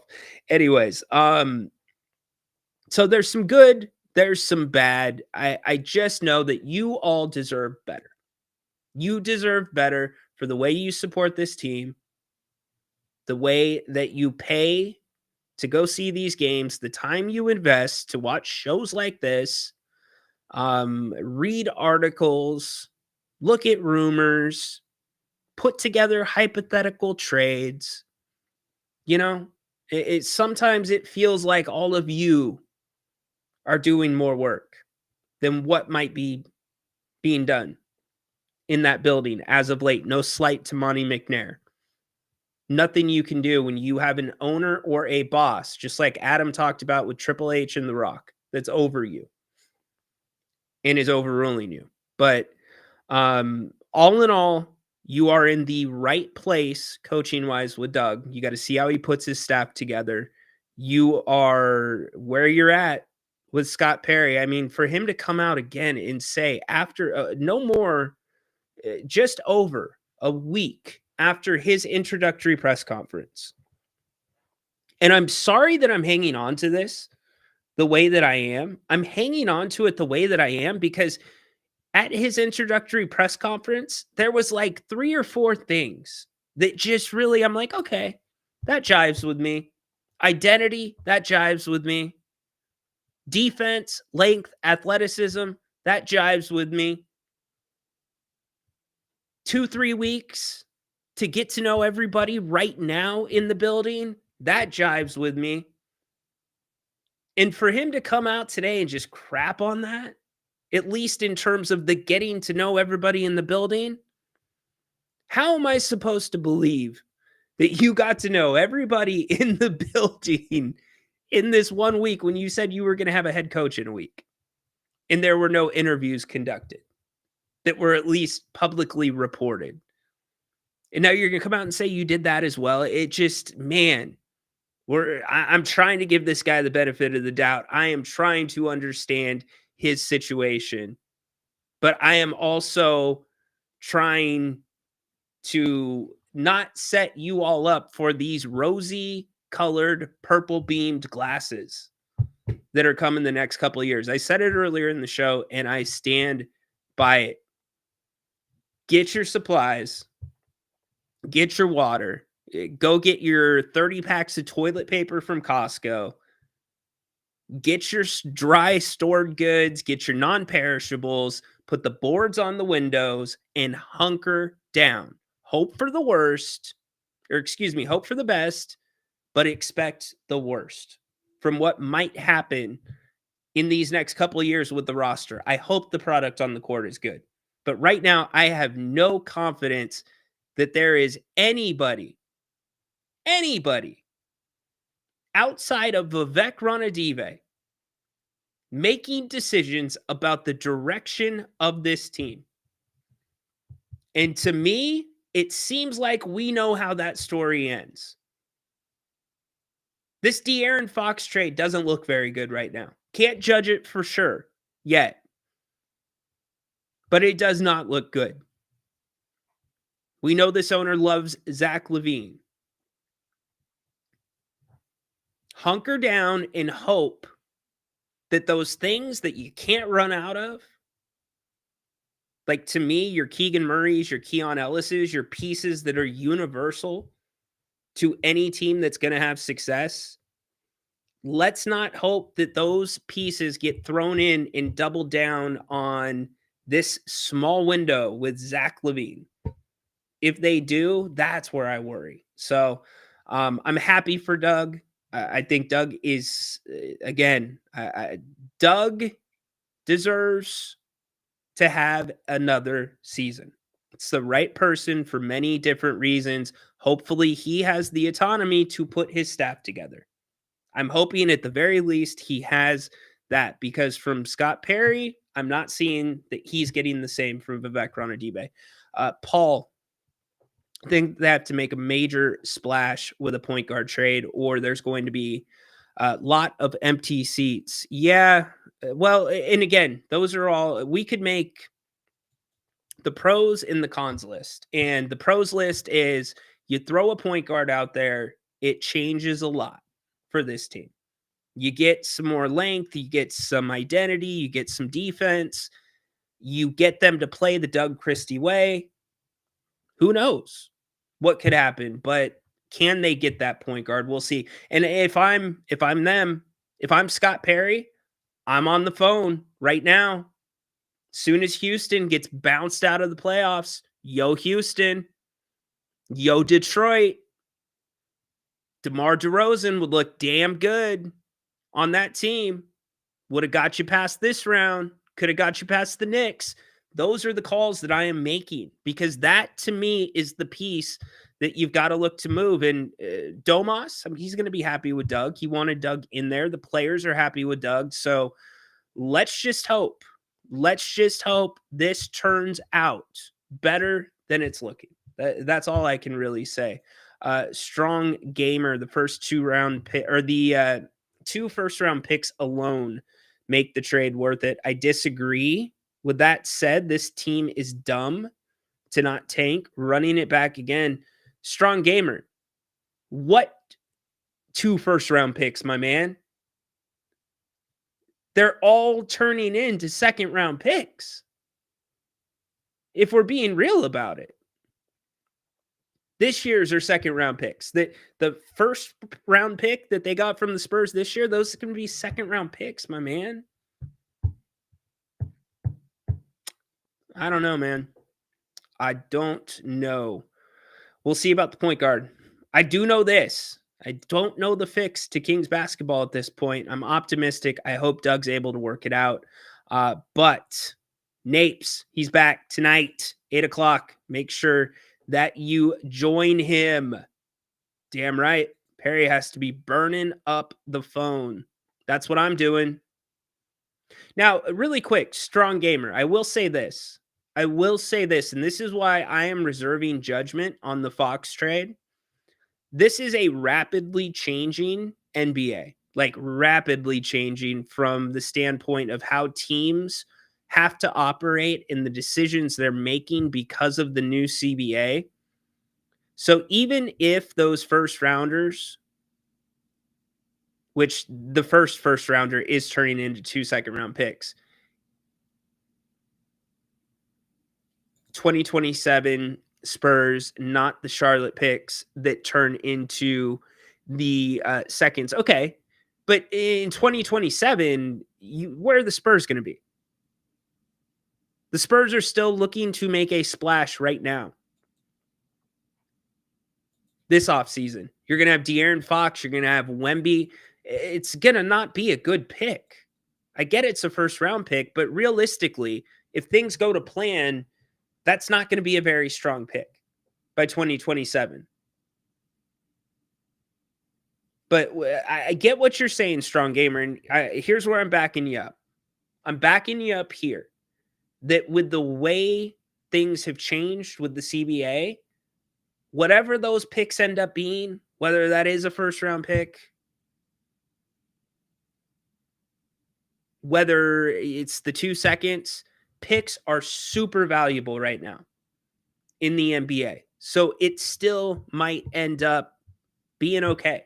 That is why I'm reserving judgment. Michael, no one asked if the style of play that Doug wants to play will translate to wins in today's NBA. Sounded to me like Doug wants to play like 2002 Kings. Today's three-point league is different. Well, today's three-point league is also changing. What's up, Mike? Hope you're doing well, by the way. It's swinging back a little bit more to it's not as three-centric as it has been in the last couple of years. I do agree with you to a certain point that Doug has a little bit of a 2002 idea in his head about teaching guys how to play instead of teaching them a play. That's why that associate head coach to me is really important. Really important. The mindset's right for the way he wants these guys to play. I'm good with what he's thinking, but the reality is some of the guys on this roster need more structure. They thrive under structure. And it's got to be a balance between the both. Yeah. I see it. Here's where it makes it exactly. The picks alone are worth it. If the Kings aren't going to make it back, and they should clear cap. Trade for picks and do what the Thunder and Rockets did. I have zero excitement for the next 2 seasons, but Strong Gamer, you don't have assets that people want, or at least assets that the Kings should be willing to get rid of. Now, Sabonis is more of a different conversation, but nobody wants Zach LaVine. I hear you. I got you. I hear you loud and clear. That's the only way. You are right to this point. The only way the Kings can get that guy that the Kings have never had is by drafting him. I don't think they're coming via trade. They usually don't. And when I mean that guy, we're talking about a Giannis. Jerry and I talked about Zion Williamson, even that would be close to, if he was able to stay on the court, that guy that the Kings have never had. Ja Morant ain't that guy, but you usually, like Milwaukee, had to get Giannis through the draft. That's where it's going to hit. But it's just Zach LaVine, you're not moving him. And I think that there's also a very strong argument with Domantas Sabonis that you're not going to be able to move him for market value with this new CBA. But you're spot on about the draft picks. And the Kings have done very well outside of the draft too, finding talent that's been undrafted and developing it in Stockton. Gabriel Harris has been an incredible part of that. Quentin Crawford this year steps into the head coaching role down there. They win the championship. Come on. You've got a top 5, and I said this before they won the championship. You have a top 5 developmental system down in Stockton in the G League. Now, granted, your two-way players are the only guys that are part of your organization. Everybody else is on a G League contract. But you got to look there. And these are all things we'll talk about as the offseason goes along. We get closer to the draft. I've already thrown around a couple names that I would like to see get an opportunity. Certainly Mason Jones is one of them. Dexter Dennis is very interesting to me. You got to think the Kings are going to have some interest in bringing Isaac Jones along still. So to the point about the three-point shooting, really quick, because we've been hopping around between picks and the trade. Here's the thing. Doug does have some components where he could play different. It's just a matter of does he and will he play those combinations?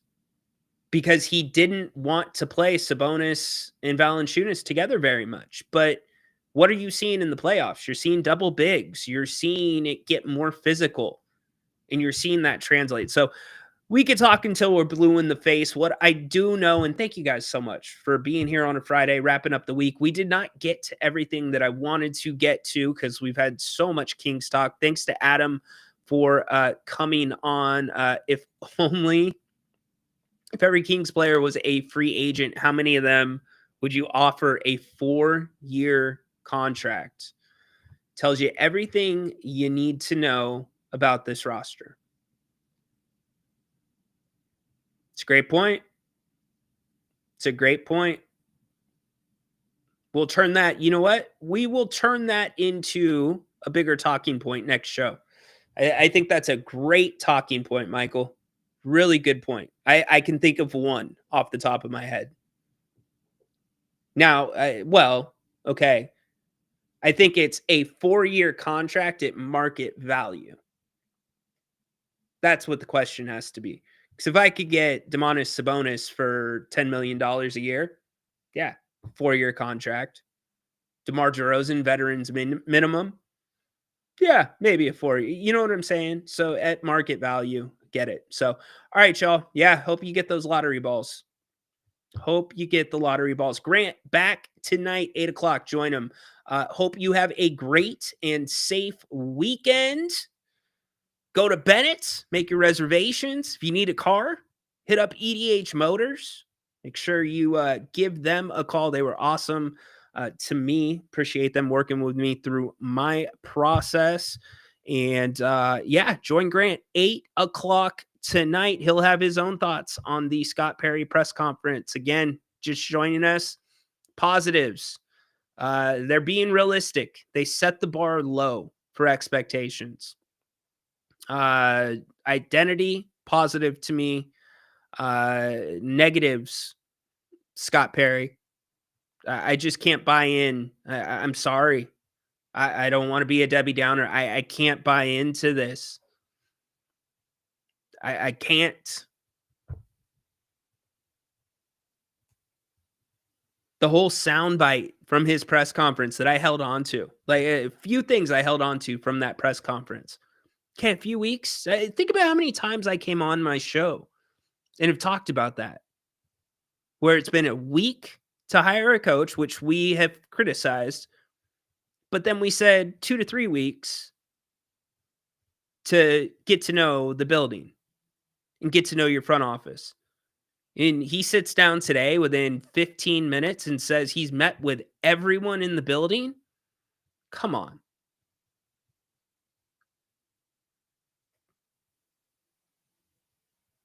Got to do better. Got to do better. But Doug Christie, right guy right now. Right job. Get a good staff in there. Have a great weekend. Court is dismissed.